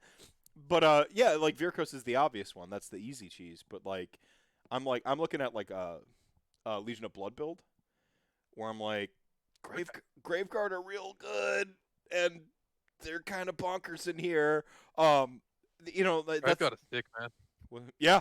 Oh yeah, they got buffed. I can't believe it. I already liked them before, and they got better, and they have better tools to get them where they belong to fight you. Oh, I had a mate who would play them in Legion the night before, and there's a bunch of fucking Graveguard popping up, and if they made that charge in, like fucking blenders, dude. I was playing them through because I switched to a right around again. Fack and Slanesh were at the basically Slaanesh was kind of coming into the height of its power, and Feck was established. Skaven. I was playing Graveguard. I was playing Death March.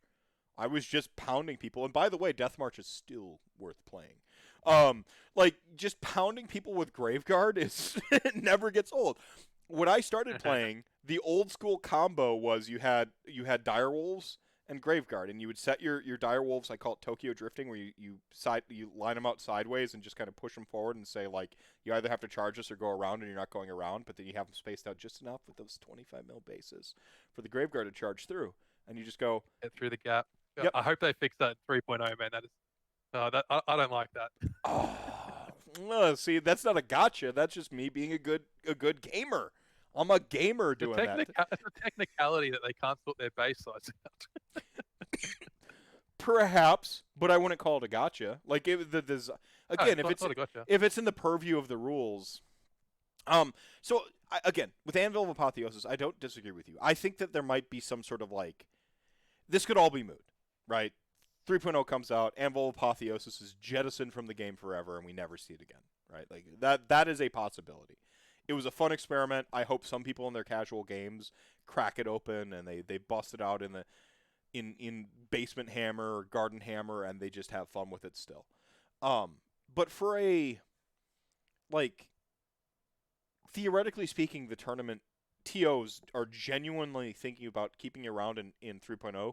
Even if it's not supported by Games Workshop directly, and it's a legitimate conversation, maybe there's a happy compromise to be had. Where it's not, if this is an AOA event, you talked about your penalty sort of to points available based on attendance. Maybe there's a penalty available if you're using Anvil of Apotheosis. You know, that's an interesting idea. Yeah, and I suppose like even for the penalty, if you do well, it's still going to get a reasonable score. But yeah, I just think having it, like I like that idea. Having it be the same value as a match play event that, like you said, all the information's available in front of you about every army in the game.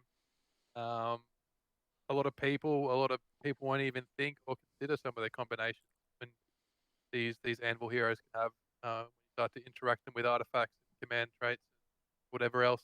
Maybe the fix is they become a unique hero. They can't have an artifact or a command trait. That kills a lot of the bent field. So I don't know. Yeah, I mean, An idea. But that's some of the fun stuff too. Maybe it's minimum point costs. Maybe it's, your TO did a good job with identifying like certain abilities that should just cost more points. Like that's a good, really good identifier. Like there's certain stuff like that where Anvil of Apotheosis out of the gates, I think, regardless of what people believe in our, sort of the broader framing of the discussion we've had this evening, out of the gates, it's not adequate for match play. You have to throttle some stuff. Period. Period. I'd agree. I don't think there's a reasonable disagreement to that. Realistic and reasonable aren't always the same thing. People can, in reality, crazy stuff happens. I don't think it out of the box. You open it up, no, it's not ready to go. You've got to do some stuff. You got to throttle it. Minimum points was one of the first things I identified. I'm like, this should just cost at least 100 points. I put it at 110 because I wanted to put it at a premium to do some of this stuff. Because you should. Customization should cost a premium. And then what about 105? Ooh, yeah, we got the fives now. Yeah, we got the 105. We'll meet in the middle. Boom, compromise. See, look, world, we can do it. We can do it. No, yeah. So DW would be proud. Yeah, there you go. So yeah, put it at 105, whatever it is. Some of the command traits, so on and so forth. But like, so we get that. Is it still? I don't know. So I guess you've got the issue then is each tournament is it going to have to be a set rule set put out by the Masters Committee that you want to have an Anvil event in the Masters ranking. You have to follow all these rules. So each tier have to make up their own. At what point is it balanced enough that you can include it? There's a big grey area there too, I suppose. So with your Masters Committee, though, you have an advantage over something like the Midwest, where we would have 20 different tournaments with 20 different interpretations of an AOA hero. Like, and what is legal. Some would up points on some Destiny point costs. Some would put a hard line on how some would say they're unique heroes and can't have artifacts. Like you'd have 20 tournaments and 20 tournaments run 20 different ways. Um, so you do have an advantage in the fact that you have a Masters Committee that could hammer out some of these details and say to be a ITC or whatever ranked event, you have to fit this criteria if you're allowing AOA, and then it will be like you already have like a parenthetical or a amendment with if it's sub 40. You already have that baked in. You can do something like that with AOA. This is an advantage that your master system does have. You're allowed some of that nuance that honestly, like out of the box AOS doesn't have. That because again, like what Games Workshop dictates down to me is worth like an amount in the bucket, but it's not the worthiest amount in the bucket for me. It's about the I community. mean, you see the community is pretty against self-comping certain things, but you still see it pop up in packs occasionally. A big one you've seen a few times over here is Scorched Earth is 2 points for a burn instead of D3, I like for it. example. Or a lot of packs now take the minor wins out for victory points. It's just a draw instead. Little things like that. So it is starting to creep in a little bit because GW, at the end of the day, I think they could do a better job. I think they do a great job and they try, but I think it still could be done better. Mm-hmm. So yeah, but it's just hard. Where do you draw the line? What's acceptable? What's not? If It's a bit they hard, I even think. if they did better, I'd still be like, yeah, whatever, man. I'm gonna play my game my way. It's just I'm just Don't tell me what to do. I'm just a bit of a contrarian though. It's me. It's not them. It's like I'm the GM who's ran RPGs for multiple decades now and the majority of my life, and the rules have always been guidelines to me.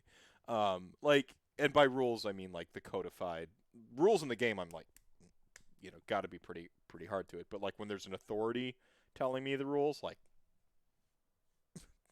Fucking right there with you, man. Fuck authority. but yeah, that's me. But no, Drew Mouse is here. What if they just can't take artifacts and command trace? Wouldn't that fix most of the interactions? I think it would, but then, like you said, I think no one would run Anvil Heroes anymore. But then because they they wouldn't run it. shit. So like, why is it there? It's fundamentally doing the same thing. Comp has a so like the delicate dance for comp with me is telling people they can't play with their toys, and never tell me I can't. This is the authority thing. Don't tell me I can't play with my toys. But but like an Anvil of Apotheosis hero isn't quite the same thing as telling me I can't play with my toy, because I can make my crazy conversion anyway and be like, hey, this is my necromancer. I can already kind of do that. I do think there's a importance to empowering players to give them rules for making the thing unique. That's a totally separate thing, totally separate show. So like you're this That's the rabbit hole. saying no Anvil of Apotheosis and telling me I can't play with my toys. That's different from comp to me. Comp, like, I can play what I want. Like, I bought it. I don't know.